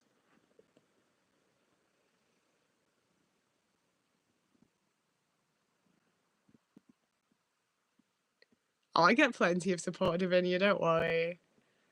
Like, everyone's so lovely. Like I'm doing absolutely fine. No one needs to worry. There's no pressure.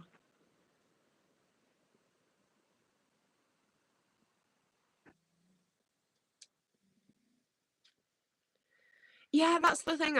But when I was on Tumblr, like I didn't interact that directly with people. I've never really like been someone to message someone and be like, hey, let's be friends. I've always sort of like left a tag and left a little comment and made a post and waited for people to like find and talk to me because I don't really know who to talk to. And I back in the day I was constantly just like getting invites to stuff and being like linked to things, and it was just very easy to interact with people back in the day. And like I still have the same Tumblr account I've always had, and I have a new one that I've made because I was like I want to like venture back into Tumblr maybe, but it so doesn't feel the same to me. I wish I did. Hello again, a boy named Sue. I love that you do the little cactus emoji so often. I need to start using the cactus emoji. They're fun.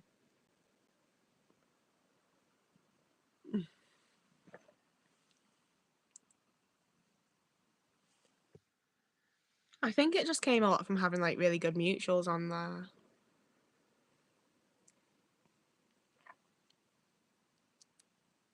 Gifted memberships, thank you. It's very kind of you.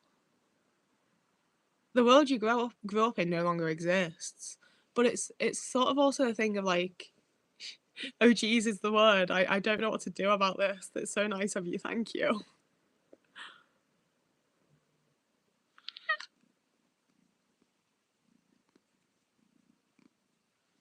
Oh, you guys are so sweet. I had a thing. Yeah, like the world that we grew up in doesn't exist, and I was sort of led to believe that like I could help to like craft the world that I was going to grow into. and it's fucking rough, but I'm giving it my best shot. Oh, watching the chat is so scary right now.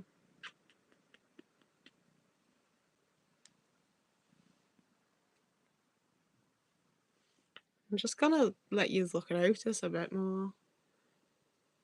It's the fact that he lets me just cuddle him and hold him. It's so sweet. He's the best. It's really, really generous of you. Thank you. See, it's things like that where I'm like, oh, I kind of wish people wouldn't do it on live. I don't know what to do. I don't know how I'm supposed to react. It's like being given a gift. Oh, you've just gotten back and you've missed out.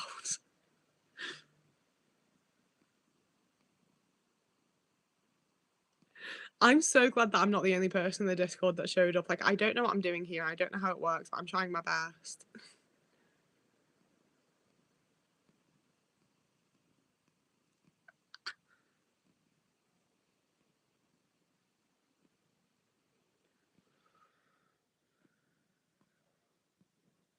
I have said thank you. I said thank you several times. Oh, it's really nice of you.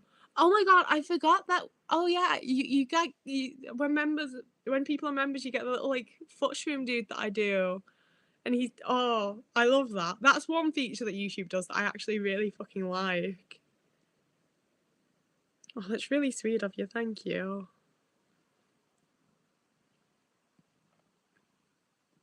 I think most people are members now. Everybody's a part of it. To be fair, for my channel, I don't think being a YouTube member makes that much. That's the thing is, I don't want to like separate the audience and be like, you pay me money, so you get good things, and you don't pay me money, so you only get the normal things. But it does mean that like people are giving me money and being really like financially generous, and I'm just like, thank you. You get nothing extra. You know, like I do feel like I should be like doing a little extra for the people that are willing, like not willing, but like able to do that. And I don't know. I think that's my next thing that I need to. Oh, you get ad-free vids. At least there's that. At least YouTube actively like gives you something for it. Oh, that'd actually make a lot of sense if it's like because you've paid for the membership and obviously like I get that money, so then you don't have to watch ads. That would at least make sense.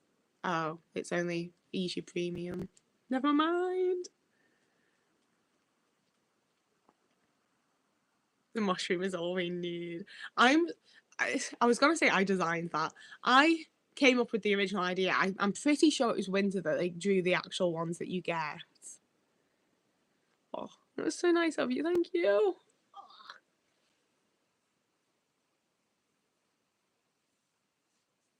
But yeah, I really do need to figure out something that I can like offer to people that are like Patreons and members and things like that. But I also like oh, I really don't want to like separate the audience because like I'm there's there's been there was someone on TikTok that I donated like I think literally £5 towards their new wheelchair, and I had a month that I was subscribed to Harley Quinn Smith on Instagram. And other than that, I literally like cannot afford to support people I enjoy online. So I really don't want to, you know, like separate people and not give people certain things and stuff. And like I literally can't do it a lot of the time either, and it makes me kind of sad when I really like a content creator and it's like, oh, I don't get to see your Instagram stories now because you have to pay for those and things like that. Harley Quinn Smith. I don't know if you're just calling a Harley Quinn's nipple as a joke.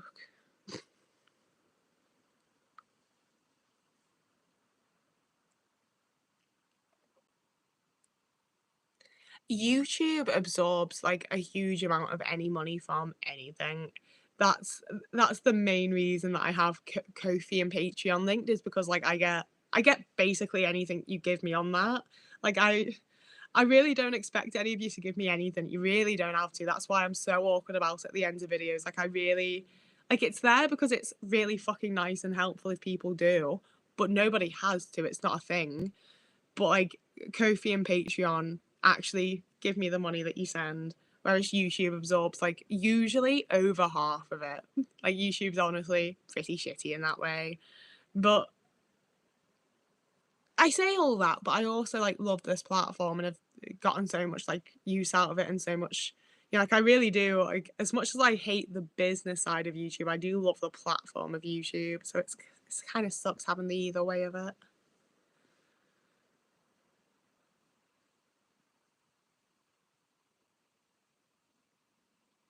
How did you come up with the mushroom foot concept?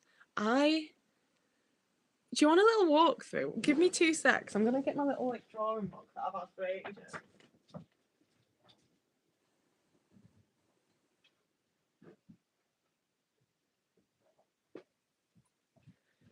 So I've always been good at drawing feet. I can't draw hands, I can't draw faces, I can't draw eyes. I can draw fucking feet. Be great if I had a fetish. I don't.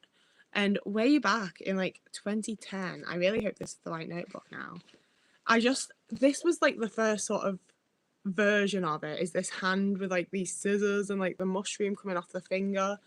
And like I don't know. I'd started drawing a hand and then the finger was too long, so it became that, and it was just sort of like a random little thing. But it was one of the random little things that sort of like stayed in my mind. I kept seeing it and I kept thinking about it, and it was like a whole thing, you know. Where's the next one? There's all sorts in here. Sorry, one sec. Oh, one sec. This is a throwback. I haven't like looked through this in a really long time, but one of my first ever like famous people interactions was I mean, it's a watercolor technically, but I posted that on Twitter back in the day, and Kevin Smith liked it, and I was like so fucking impressed with myself. See, that's what I mean. Like I was trying to draw Jodie Whittaker. It's not Jodie Whittaker, is it? Like it's not very good. Yeah, this was the first like foot shroom iteration after the hand. Like I kept. I'll, for anyone that missed it, we started with that. I just kept thinking about it, so it became this, and then that was just it was just born. It was just a thing from there. I in my like little like inner world. They live here. Like there's some like weird little portal somewhere that looks like that, and that's where they all live. That's where they hang out. And then like I've done all sorts of weird little iterations of it. Like that's one of my favorites. I really enjoy this one. I really like the shading on the pink. Like it's just I don't know, it's just a fun little cutesy thing. I just ended up it became a I'll show you my paintings in a sec if you want. I've painted them. Honestly, maybe that's the next thing. Like, does anyone maybe I can like send some of y'all my paintings if you like I don't know. Oh, this is one of the collages that I really liked because you open up his face and it's yeah, it is out of space. I thought it was. Like it's not a very like well thought out inner world. I haven't really developed it because I also at one point I was gonna do like a little like I was thinking if I could like create patches or something because there's a lot of times that I struggle to be verbal. So you could have like a little foot shroom patch and it'd say like yes in that way or no, and you'd be able to like hold it up and have it like on the arm of a sweater like here, but I don't know. It's probably never going to be a thing. What else is in here? Yeah, that's it really.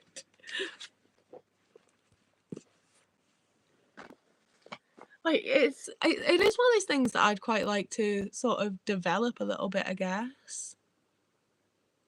Oh, if that's see, I really like collage, and I maybe that could be alive in future. Like maybe even this week, I really like doing collages, like just cutting shit out and sticking it together and seeing how it goes, you know. And I feel like that's a really fun way of just like they weren't originally holding those. I just put them there. I like that it's like in-person Photoshop, I guess.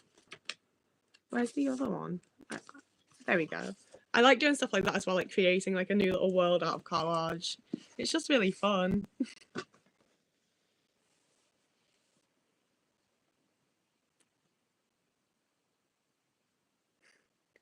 I have tried embroidery. I'm not the best at it, and I get very, very bored because it takes so long. Everybody's so creative. To be fair, I do need to get to doing some of the like the tusk stuff because I do actually. We have a craft room here. That is the massive, massive upside to living with Windsor. So like we come out of my bedroom and go straight into the craft room. The light's gonna flicker. in a minute. And once it does that, we're stable. Well, as stable as I get. So, like, I thought, I don't know, I really like my little mushroom guys. Like, that's why I'm so glad that you guys like them too. And I really thought I was going to, like, do a whole thing with them that I've never actually done.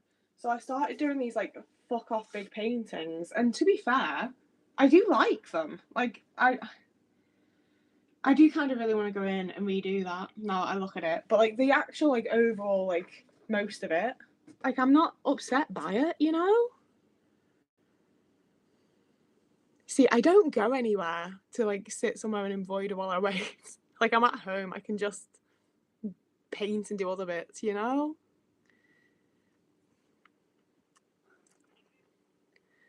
Yeah, I also see. I tried really hard to get into doing like hand ones as well, but I really can't do hands very well.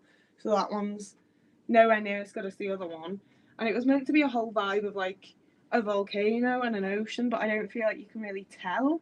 Like this is meant to be like sort of like a landscape background, but it's the landscape of the world that they live in. It's not our world, so it doesn't look like a landscape, but it is. But yeah, no, yeah, I don't know. That's that. We're over that now. I'm going back to my room. I don't know why I showed you, to be honest. I just getting too much confidence, lads. That's what it is. I'm just like, oh, you care about me, like care about everything I've ever done. I do really like art. I had many times that I really thought I was going to like be an artist, you know? I still kind of want to be, I can't lie. Like, I like doing stuff. I like the idea of making them into little stickers and like, I really like my little fucking mushroom guys. I just really don't know what to do about it, you know? Ugh. I do need more confidence in what I do, to be fair. But I also feel like I need to know what the fuck it is I'm doing.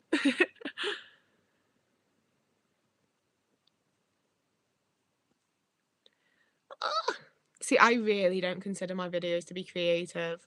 Like, they are hopefully useful to people. I hope they help people. I'd like them to be helpful and relatable. I don't like, I see my thumbnails as being fairly like creative and artsy, but like my videos, nah.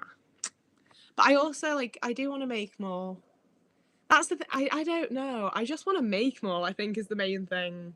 And I think that in making more stuff and just letting myself have the freedom to try different art forms and different mediums and whatever else, that's where I'll more so find what I want to do and be able to develop stuff and figure things out, you know?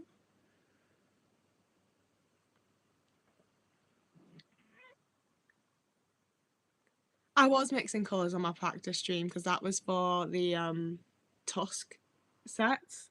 But to be fair, I think I'll probably go into town tomorrow because I really need some white paint. I need quite a lot of white paint. And then I'll be able to like actually get back to work on my Tusk sets. Oh, Astral, thank you. Oh. See, it's just I'm a little bit overwhelmed, I won't lie, because it's the kind of thing where like I've always done my little doodles, I've always done my little paintings, I've always done like creative bits and this and that, and no one's ever given a fuck, you know? Like I really wanted my parents to care, I really wanted them to be proud of me, I really wanted my exes to care, I really wanted friends to care, and I'd show people, like I'd give them this little like glimpse of like who I am kind of, and they'd be like, yeah, that's nice. So anyway, so I just got very used to not showing anybody anything and not not seeing it as anything, I guess. It's like it's lovely of you all. I'm really happy that I did it, and I'm really happy that you've like responded in the way you did. But I am a wee bit overwhelmed. I'm really not used to people like saying nice things about the things I do, and it's just really lovely. Like you guys definitely give me a lot of validation and confidence. It's really nice. Oh. I think it's also a struggle though, because I just really like the idea of people having my art in their houses, like having it up on their walls, having it in your homes. So I am like the kind of person where I'm like, I would sell those paintings for like £10 each just so that someone will hang them up. Like I think also some of that stems from like I think art should be accessible, like I don't think I've talked about it in videos, but I follow I'm gonna have to find him on TikTok a sec, sorry. I follow a lot of people, to be fair. But I specifically follow Lauren somebody.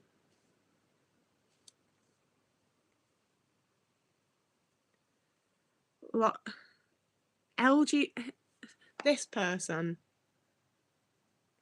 They do a monthly zine.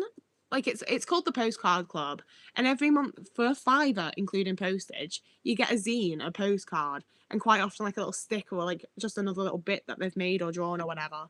And they're just so creative, you know? Like it's just genuinely like interesting, cool, political, working class stuff that's very, very accessible, and I absolutely adore. Like I've been a member of their postcard club since the first one they did because it's just brilliant, you know? Like I really, really adore that idea. And it's things like that that like I don't want to do that because that's her thing and she's doing it and like good for her. But things like that I'm very inspired by and definitely want to do sort of like similar things too.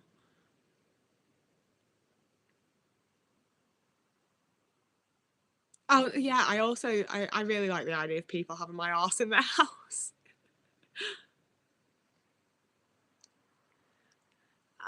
Drawings like on this fucking other side of that though, one of the things that I also really want to sort before, like this is going to be my thing to focus on between now and actual New Year, I think, because I've started this, and you can't see it. I'm not going to show you up close, but but for anyone unawares, it folds into this little zine, so you get a little book, and it's just going to be a sort of like little reflection and preparation for the new year for neurodivergent people. So I'm going to take like a picture of that laid out flat and then redo it on the iPad with all the stuff that I've designed. And then I want to do that so that like you guys can just print it out if you want to. And it's just a little zine that you can like fill out to look back on the year a little bit and think, get ready for the new year a little bit.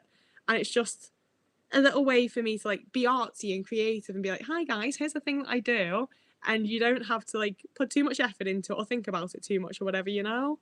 So yeah, that's gonna be my first like little creative endeavor that I put out to you guys. And like I say, I like the idea of it being free and people having it. So it will be a case of like, here's a file in black and white, here's a file in colour, you can print it out however the fuck you want it. That's the plan. Hello, Stardust. He's being so cute right now. It's a shame it's so dark. I I don't know. I really want to make zines. I think this is gonna be like a sort of tester for like whether I like doing it enough, whether you guys actually like it. This is Otis. That was Otis. And then like I think maybe that's gonna be like, oh, I don't know. I was gonna say a Patreon tier, like the first tier you get a little like monthly zine, but I don't want it to be a paid thing. I want you to get it. Maybe Patreon people would get it sent to them like printed nicely, and the rest of you could just get the file and print it out yourself. Something like that. Like that's the thing. I just really want to make sure that whatever I'm doing, it stays like accessible to everyone because I don't have money. I don't get to be a part of things when people start making them charge money. And as much as like I would get to be here because I would be the person you're paying, that's not what I want, you know?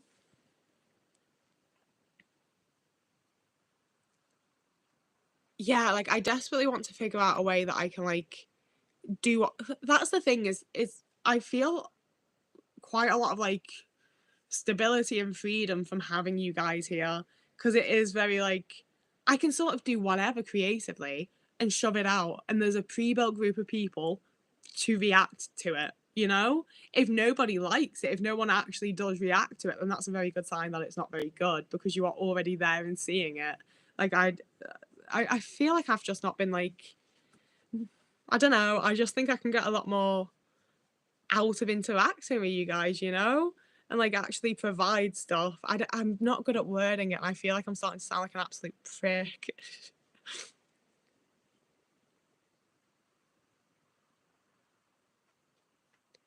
I I'm unsure if Patreon has a free tier. Oh, it does because I get quite a lot of notifications of like such and such as signed up as a free member. So yeah, fair. I didn't pick out the name Otis. My horrible ex did because it was the name of a character he was playing in a game at the time. But I was also watching Sex Education at the time, and I was like, it's really funny if I, Dana, have a son called Otis when Gillian Anderson's son's called Otis in that. Is what a thing. I'm sorry, Eleanor Rigby. Yeah, actually, like I agreed with you, but I also couldn't go through and say that I deserve money. So, how has autism affected your relationships with friends? Well, Alexander, I have one friend. They're also autistic. Yeah. it's it makes it very difficult to make friends a lot of the time. And when I eventually do, people seem to expect me to like change and be more the way they wanted me to be, even though I don't know how they want me to be, and they should know that I'm not going to be able to suddenly just disappear and change into somebody else. We do need people and others a lot more than we realise. I wish I didn't, but oh yeah, you're good. In-person friends are fucking hard. Like, it's hard enough to find people to relate to anyway, never mind people actually in person close enough. Although, like, I know that at least two of you guys are actually close enough for me to, like, I'm going to force you into in-person hangouts if I can. I mean, I say if I can because I'm not going to actually force you to, but I know you're both nearby. I'm watching you. What about monthly live streams to paint a picture and send? Oh, that would be fun. I would really, really like that. A monthly live stream to paint a picture and send it to a random chat person in the chat. If other people like the idea of that, like yeah, that's a good idea. A lot of things like this, I'm probably gonna ask about in the Discord. I I've been absolutely agonizing. Like this is all stuff that I've thought about a whole bunch and been like, I could do this, I could do that, but will people be interested? And I don't know why I never thought I can just fucking ask you. Like I can literally just ask you if you're interested or not, and you can tell me.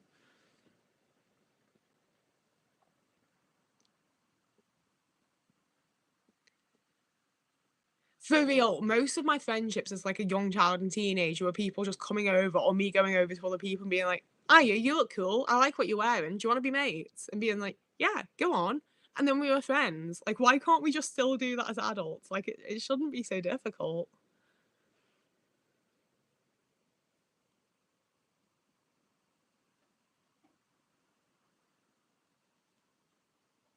Oh, and now you're stealing my ideas. We know why you're really here now, on Invisible Girl. It's always so much more motivating when you can make art with people in real time. It really is. I miss having art lessons, to be fair. Like even though they were kind of horrible in school and people like paint at me and shit. Like it was nice just having like a designated space and time to sit down and do art with other people. Mind you, people like those like paint and drinks and like wine and sipping paints. Whatever the fuck they are, they're becoming more of a thing now. A lot of things like that though, I'm like, they look like they would only be fun if you're going with someone. Like you need to have a pre-built friend. And I also keep having people recommend me go to things like that to make friends. No one else is there to make friends. People go to things like that with their friends. They're not looking for somebody new. It makes it really hard. Grown-ups do have baggage. I'm so bad at making friends in real life. It's so difficult. But in this game called Sky Children of the Light, I have so many friends because it just makes so much more sense to me how interactions work there. Yeah, like it's so many so many interactions are just so confusing as well. Like I mentioned in a video how I'd met like a really cool little group on Halloween, and I went and hung out. I went and hung out like at their place with them twice, and then went to like a little event that they were hosting, and it's been lovely every time. Don't get me wrong, like it's been really nice, and we've ended the night with like hugs and being like, see each other soon. Like we should definitely hang out again. But I've initiated all of those hangouts, and they've just not messaged me or communicated with me. And it's one of those things where like I would like to hang out again. So I know I should realistically reach out and be like, hey, let's hang out. I don't want to have to be the one that does it every single time, you know?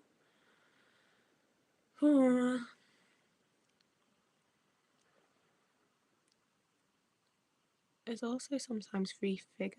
I'm so scared of going to any figure drawing stuff. And the ones that I've seen in Liverpool are also like kind of spenny. Some of them are like up to like £45 a session, and a lot of them are like 20 to 30. I I'm also like I really I'm not very good. Like I know you guys were very complimentary about my little like book, but like I'm really not a very good artist. I think it might actually kill both my confidence and whoever was modeling if I went and tried to draw someone in real life.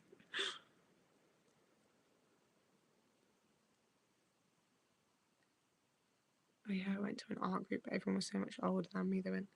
That's I often come across that with like the kinds of interests that I have. I go to little groups and it's like everyone's lovely.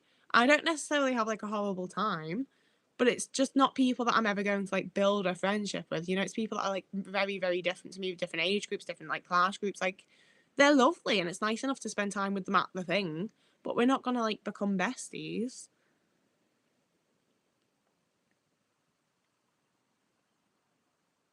How do you make friends without looking creepy, lol? Um, I wish I fucking knew. I wish I knew.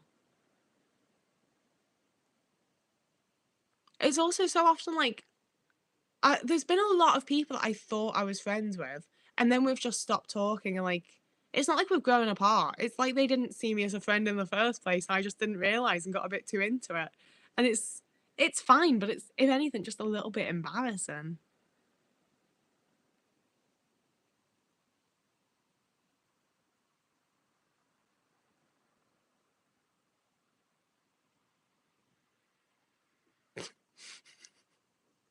Can't look creepy if they can't see.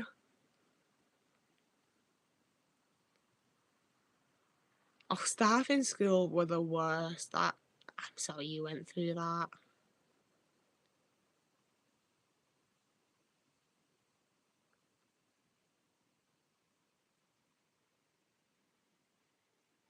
Yeah, that's the thing is like I've had so many people that I thought were my friends and it turns out like they're just acquaintances or like I say that there was someone that I spoke to every single day on Facebook for like 2.5 years. We met up in person like multiple times.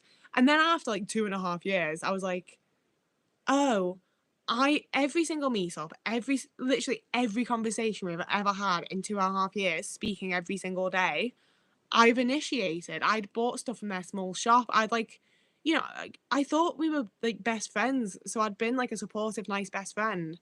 And then I realized it was only me ever doing any of it. So I just stopped.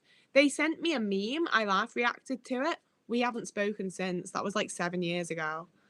And it's one of these things that like I'm not necessarily like mad or upset about or whatever, but it's just okay, like I can really be in these situations where I think I have a best friend and it's someone that doesn't even think to message and ask how I am. Like, damn.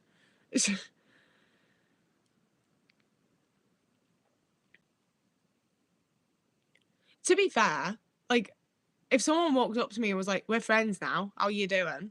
I'd be like, "Oh well, actually, I'm not doing that great," and I'd just go off and we'd be friends now. Like, I that would work on me.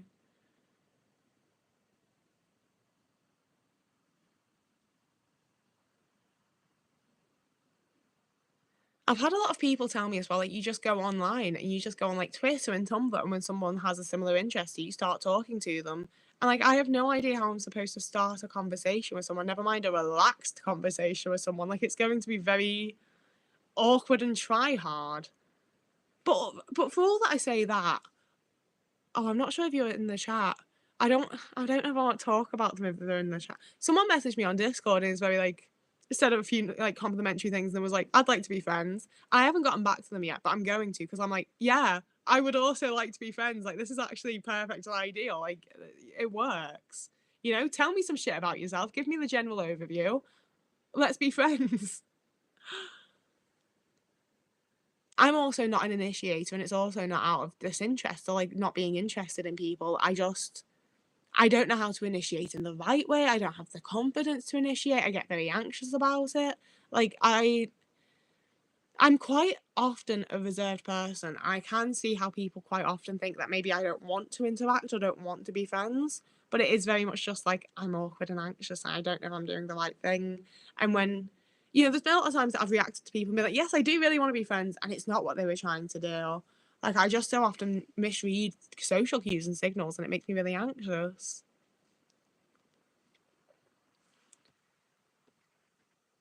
I mean, yeah, I would also be trying to work out. See, that's the thing is that has worked on me so many times in the past because it's how I would be if I was like extroverted. So I assume that they're like me, just extroverted, and then they turn out to be complete and utter fucking assholes. But I still like, I just don't believe that everybody that's like that would do that would be like that, you know? But I also like my fucking ex housemate was one of the types of people that was like, nobody else can do this to you because it's abuse, but when I do it, it's okay. And I was just there like, of course it is. I believe you because we're best friends and you wouldn't do anything to hurt me. You know, like I'm just like, not to tell the entire internet that I'm very naive, but like, oh, the chat moved really fast there. Sorry.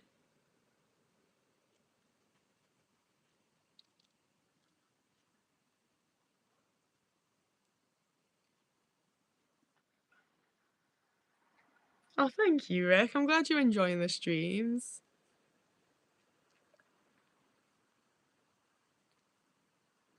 Like that's the thing is like I feel like for a lot of us it is just sort of a part of being autistic that we're kind of a bit naive because just why would people lie? Why would people manipulate? Just I don't get the purpose. Oh well, it means they get what they want. They could have just fucking asked me, and I'm a people pleaser, so I would have given them what they want. Like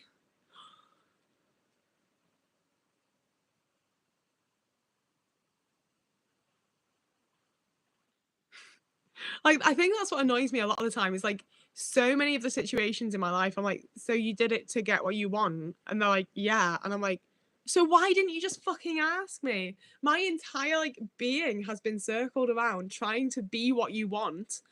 If you just told me what to be, I would have been it. I would have done it. Whatever, any of it. Like, ugh, Papa Joe.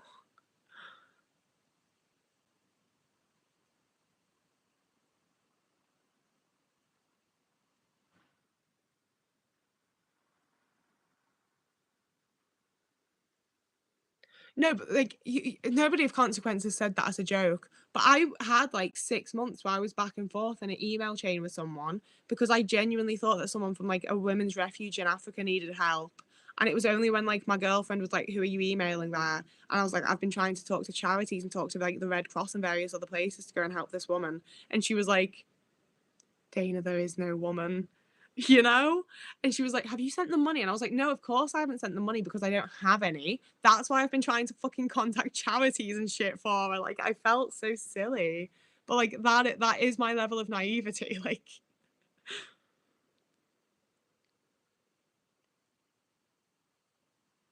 but even then, I was like, if it had been like, oh, I'm a Jamaican princess or whatever, I would have been like, that's so silly. Why would you like? I know why, but also why would you pretend to be a woman in need of domestic like refuge? You know, like that's really fucked up. I If I get an email like that, I am going to assume that it's a woman in that situation because it's a horrible thing to lie about. You know.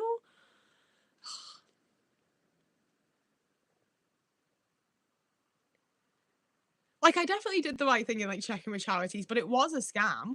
And the fact of the matter is, if I'd had money and she'd been like, I need £200 to get out of this situation, I'd have sent this fucker £200, you know? Like it was purely that I did not have money. Like it's so silly, but and like looking back on it, it's the exact type of thing where of course that's an email scam. How are you being so ridiculous? But again, I was just like, why would someone lie about being in this horrible situation?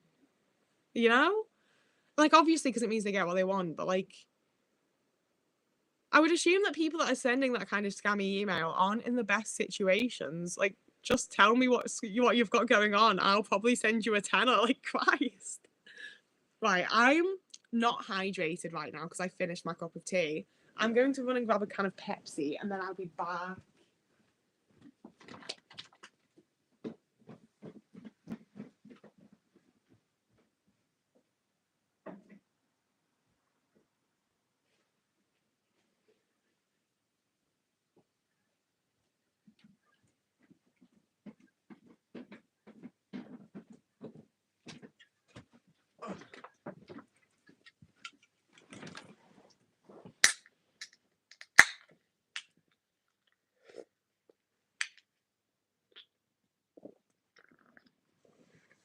Moisturize me.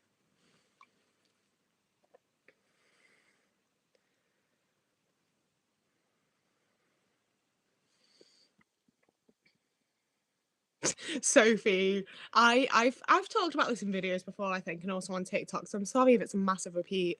But when I was like 16, I was on my way home from college and I was walking past a cash point and some guy just sort of like came out of a fucking doorway, like came from nowhere, like something out of fucking Mighty Boosh. And he was like, "Oh, can you spare a tenner, love? I really need a tenner." And I was like, "Oh, I haven't got any cash on me, sorry." And he was like he'd planned it. He was like, "It's all right. There's a cash machine here. You can just take out a tenner for me." And I was like, "No, I really like. I'm a college student. Like, I really can't really afford to take you out a tenner right now." And he didn't even give me a sob story. Like, if he'd given me some little tale of like, "Oh, I need it for this. I need it for that," I probably would have just done it straight off. But he didn't. He just kept like hassling me and bothering me. And every time I'd like move to walk away, he'd stand in front of me. So I just eventually took out a tenner and passed it to him, and he let me go. I went home, and it was years later that I was like, he mugged me. Like he robbed me. I didn't want to give him his money, and he intimidated and prevented me from leaving until I gave him money. Like that was a mugging.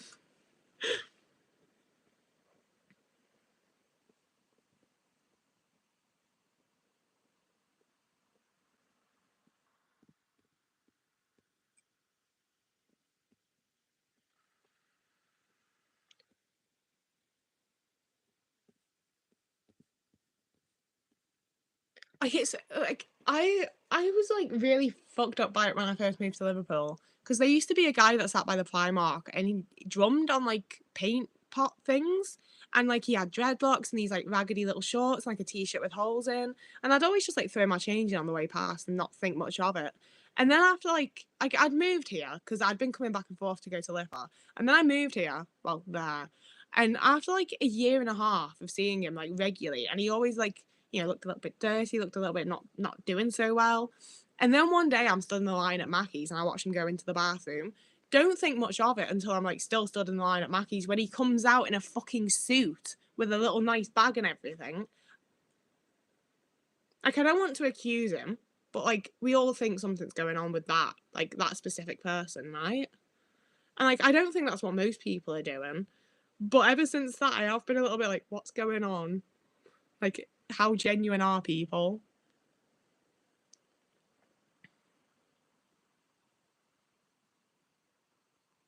I'll see. When it's like when people want like food, that's when I'm like, you're obviously genuine.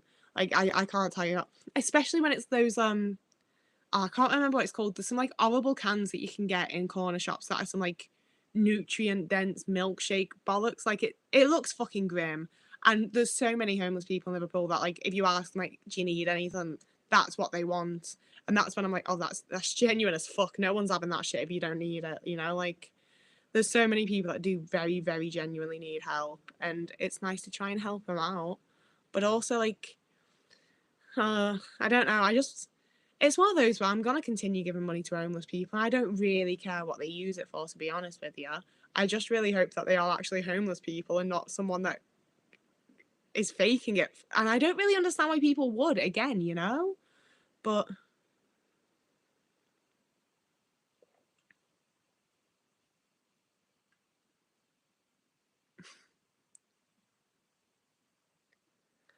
uh, it's one of those where I think you should just continue trying to do what's good and if you get used for it, that shows that the other person wasn't very nice, doesn't it? It's not about you.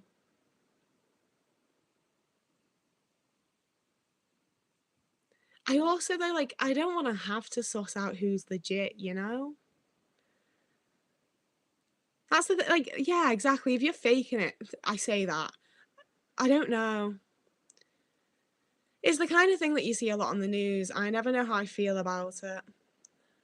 I think I'd rather just help people and hope for the best.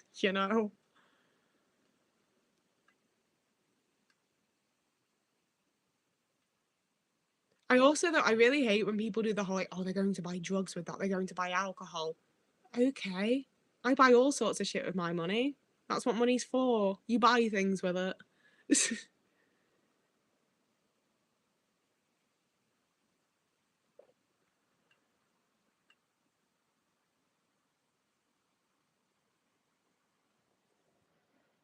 I'll see. I I'm I'm so terrified of meeting anybody that watches my videos, like, out in the wild because I don't think I would stop. I think that I'm sorry, it wouldn't be on purpose. I think I would fucking blank you.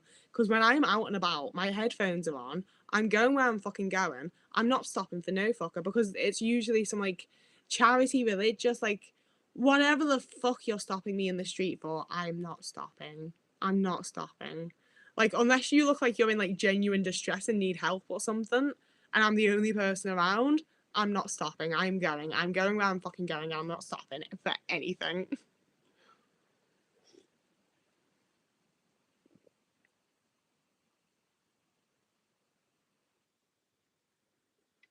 I had a point where I had like an absolute stack of big issues that I ended up putting in the bin because it was one of them where I kept trying to like just pass her money, and every like it's because she stood by my local Lidl, so I saw her like twice a week, and I'd just pass her me change, and then she'd give me the big issue, and I'd be like, oh no, I don't want it, I just wanted to like pass you, and she'd be like, no, no, you pay, you take it, you bought it, and I'd be like, no, I don't want it, and eventually it became such a thing that I was just buying the fucking big issue like twice a week.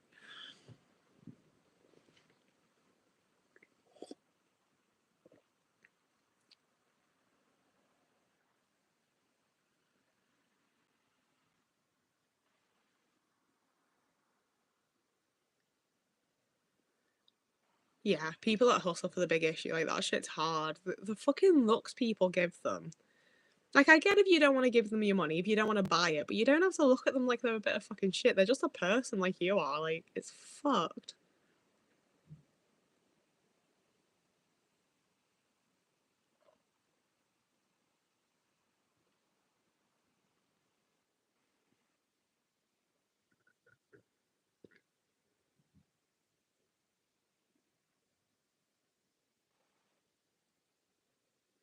See, the thing, like, I don't want to be a cunt here, but why are we telling security that someone's outside begging?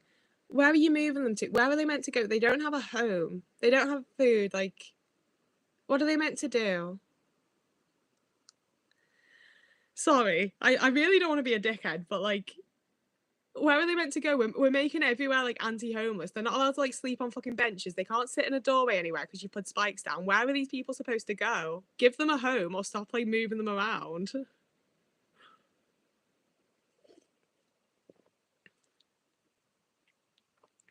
Oh, thank you, Annabeth. Thank you for being here. Sorry you've popped in on me being like, be nice to homeless people.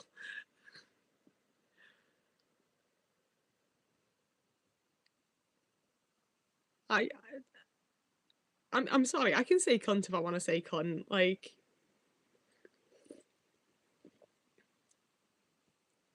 Boxing Day is named after the advert Alms boxes that are distributed today. I don't know about that. I mean, I'm not denying. I literally don't know. I always wonder why Boxing Day is called Boxing Day, and I've never thought to just pick up my phone that's the entrance to the entire library of everything and Google why is Boxing Day called that. I mean, I assume it's going to be similar to what you just told me it is, but you know.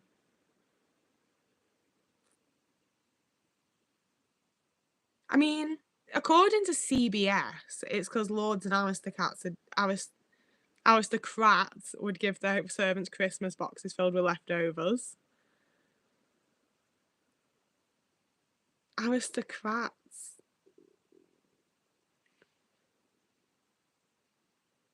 I'm sorry, I'm 27 years old and I've just found out that the word's aristocrats and that the aristocrats is a take on that because they're cats and that they didn't call them that because the word is already aristocrats.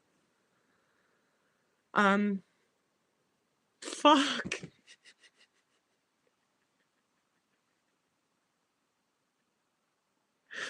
Oh, I didn't realise that. I feel a bit silly now, but did anybody else not know that?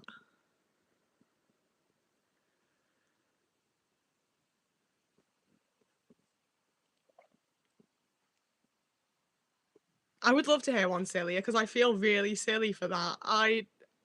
Why I just never noticed the R when I've seen it in other contexts.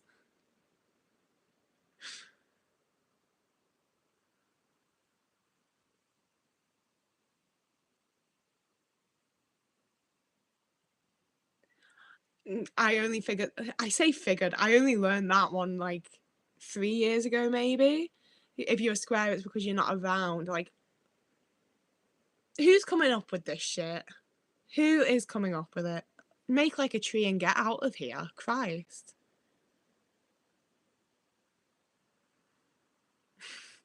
I I've s I've always been aware of the film Aristocats, so I just assumed that was the fucking word.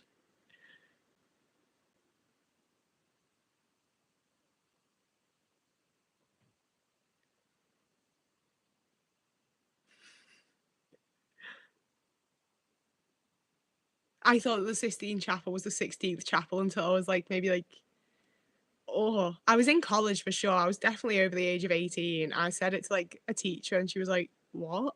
And I was like, "The 16th chapel." And she was like, "The Sistine Chapel." And I was like, "That's what I said." And she was like, "Mhm." I was like, "Mhm."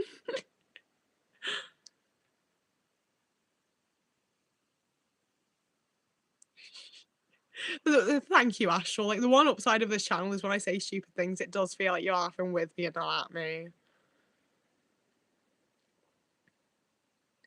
Is Christmas trees pagan? I think Christmas trees are pagan, right? Like there's no part of Jesus's birth that like makes Christmas trees a thing, right? I don't really know. I God, I think next year I really want to like actually sort out a Christmas tree. This is the third year that I've not had a Christmas tree, and I used to always get a real one and really make a big deal out of it. Oh, I've just gotten sad about that. Let's not. Christ was growing on a tree.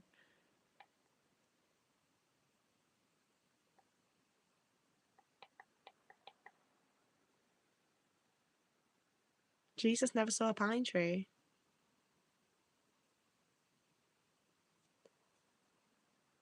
See, I again not to like make myself seem as stupid as I actually am online, but I also didn't get that Yule was a different thing to Christmas for quite a long time because in Danish the word for Christmas is Yule and it's spelled Jul, but I was just like, it's just a different word for Christmas. Like my ignorance is at least not intentional, and I try my best to fix it as I go.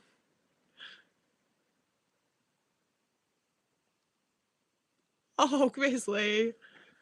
Oh, I'm sorry. Like that's really funny, but I am also sorry.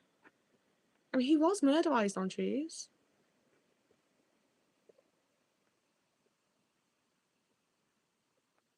Yule logs.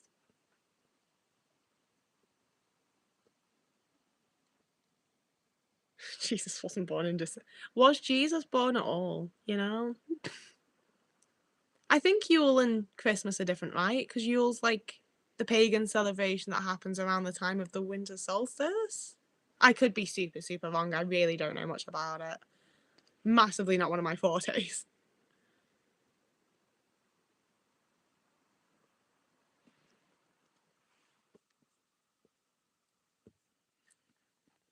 I feel bad killing a whole baby tree for my benefit. For real. When I was a kid, my parents got. We always had real Christmas trees. And then eventually my parents bought one that was like still with the roots. It was just in like a massive tub. And they made a whole big deal about how that was going to be our tree every year. And then at the end of the year, we went out and planted it. And then the next year, we were like, we're going to dig it up. And obviously, it's like mid November. The ground's like fucking frozen.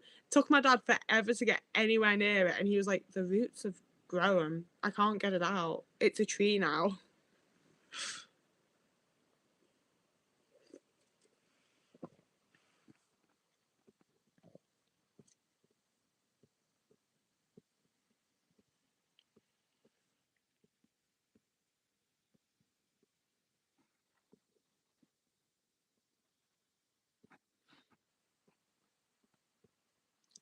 Stone. I would love to go to Stonehenge during this. I would really like to see. That's the thing. I know that when you visit Stonehenge, you're not allowed like up close to it. So I actually like don't want to go to Stonehenge. But I would really love to go to Stonehenge during one of the solstices. That looks like such an incredible thing to do. I had like quite an obsession with Stonehenge as a kid, in the way that like the sun lined up really fascinated me. I feel like most children are kind of fascinated by Stonehenge and be like, but what's it for? Like it feels like just a very like mystical, special sort of place, doesn't it?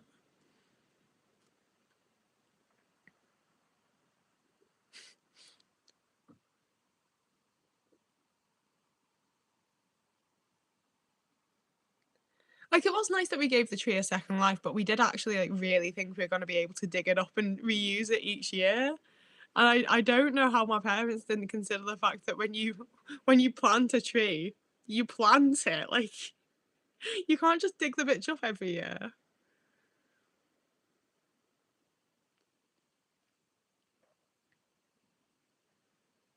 I would be down to make a little Liverpool Stonehenge like that. We have a pyramid, to be fair. I'm still talking like I live in Liverpool, and I don't, and it's quite sad.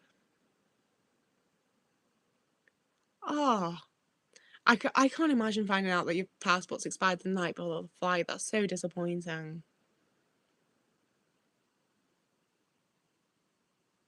I'm so relieved that I haven't had to do Christmas shopping this year. That has been more of like the big nice things for me. I did have a good Christmas, thank you, Sam. Yeah, from what I've seen, there's like all fences around Stonehenge, and you get to go up and like walk near it, but you don't get to like go up to Stonehenge apart from during the solstices. I believe that's what I've seen. Oh, fucking good point, Pete. Because I saw about. I'm gonna have to go through my TikTok like videos and find it again. But there's another site that looks very similar to Stonehenge, but was built by like some posh fellow in like the 1900s. But it wasn't that far away from me.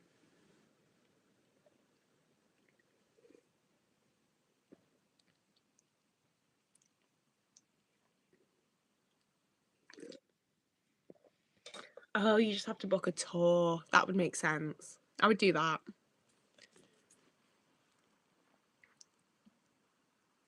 That's the thing with like TikTok misinformation. I feel like a lot of people just like don't do their research and then they're like, you don't even get to touch Stonehenge. And it's like, well, you should have booked the right thing, my guy.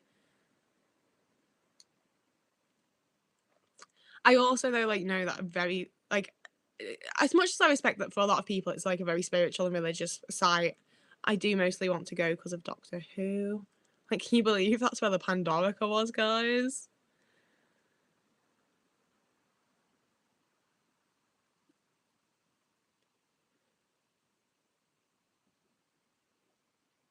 We have holy wells and everything, even in yeah, we I mean, to be fair, a lot of the stuff I went to like that was in Wales because my parents were really into it all. But like in I want to say maybe Holyhead or Holywell. I don't remember which it was, and it might not have even been that place. But we went to some like healing spring that my dad had like my dad was diabetic and had like various other things going on. His feet and legs were like absolutely fucked, and he really thought that washing his feet in this water was gonna like cure him of it all. And shockingly enough, if you wash your like really fucked up legs and feet in some random fucking water you find in Wales, couple of weeks later, you get an infection that you have to take antibiotics for. So we found that out.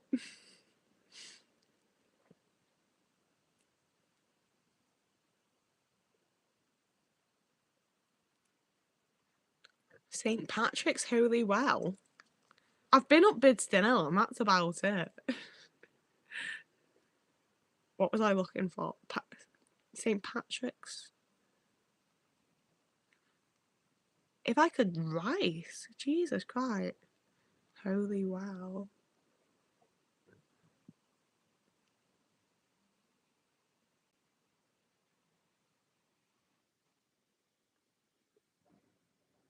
I'm gonna have a look into that. That looks fun.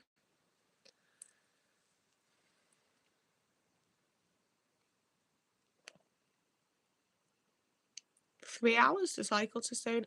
I really want to get a bike again, you know. I keep thinking about that.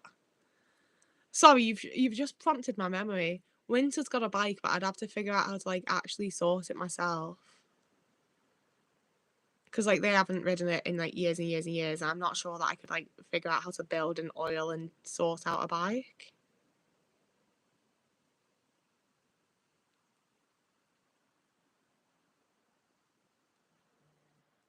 Right, I don't know how I'm gonna manage it because my laptop can't even download Minecraft. I don't have anything else to, like, do things like, on, but I really want us to have a fucking Minecraft server. I really miss playing Minecraft. I am also, I think, going to bugger off fairly soon. I don't know, I'm hungry, and I definitely don't wanna be eating my massive Boxing Day scran on camera. I should just get a fucking Xbox. I really liked see, I don't know if I really actually liked the Xbox or if it was just all that my ex had, so I had to, it was all I had to play on. I don't know how much I actually like it. My sister transferred to Brighton for a year and I was going to visit her. Oh, that sucks. I haven't been to Brighton. I really want to go to Brighton. There's a lot of places in the UK that I haven't visited that I really want to.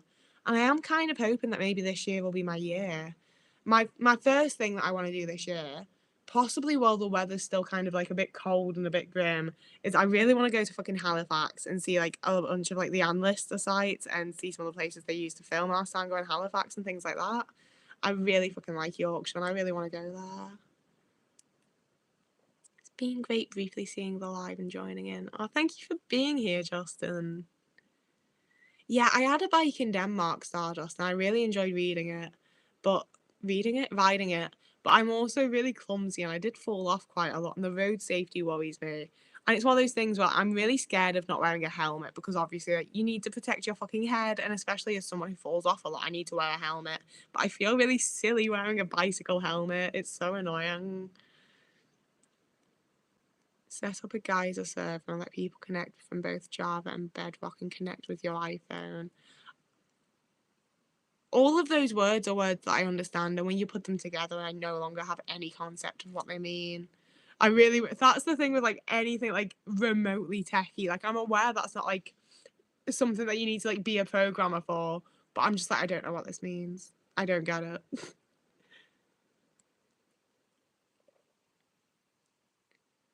Oh, it's been lovely having you here, Astral. Thank you. It has felt just like a bunch of really nice little Christmassy hangouts with like good people. It's been lovely. Yeah, I promise you, I'm not going to be able to afford to be traveling to Canada anytime soon. Oh, see, that's the thing is I don't entirely want to go, but I also get to the point where like my words don't work properly anymore, and it's not going to be a particularly fun live to watch when nothing's flowing articulately, you know? Oh, my apple crumble is fucking incredible. It was so good. I'm probably gonna post pictures on Instagram at some point tonight if you follow me there. That's the thing. I need to start like the Discord. I'm gonna like be leaving all sorts of random bits in the Discord if you've got that. There maybe already is pictures of the crumble in there, but it turned out exactly how I wanted it to be. I was very, very happy with it. I ate it while watching Gavin and Stacey. Has anyone watched Gavin and Stacey? Please. Yeah, I really want to go to Shipton Hall. It's so nice. I mean, I assume it's so nice. It looks really nice. Right, okay, no, I am gonna go. I actually do want food. Yeah, I need to not like overexert myself and not burn myself out. You do need to watch Gavin and Stacey tonight. You can tell there is no sunlight in England. Right, I'm definitely gonna be doing another New Year. I'm definitely gonna do the New Year's Eve live stream. See, I'm like, I don't even want to go. I definitely need to. I don't want to fuck myself up. I do enjoy cooking. Discord is a weird little place, but I'm having a really fun time there. So I don't want to be the creator that's like, everybody sign up to this new thing. But if you're not already there, I do really like it. So yeah, I'm gonna go. Thank you all for hanging out. I'll see you. I mean, I will see you like in video format before New Year. But I think probably New Year's Eve will be the next live. Unless I get bored and want to do it again. I don't know. It's been lovely. Thank you for being here. Whoever you are, wherever you are, I hope you have a lovely morning, evening, day, afternoon, week, month, year, and I will see you again on New Year's Eve.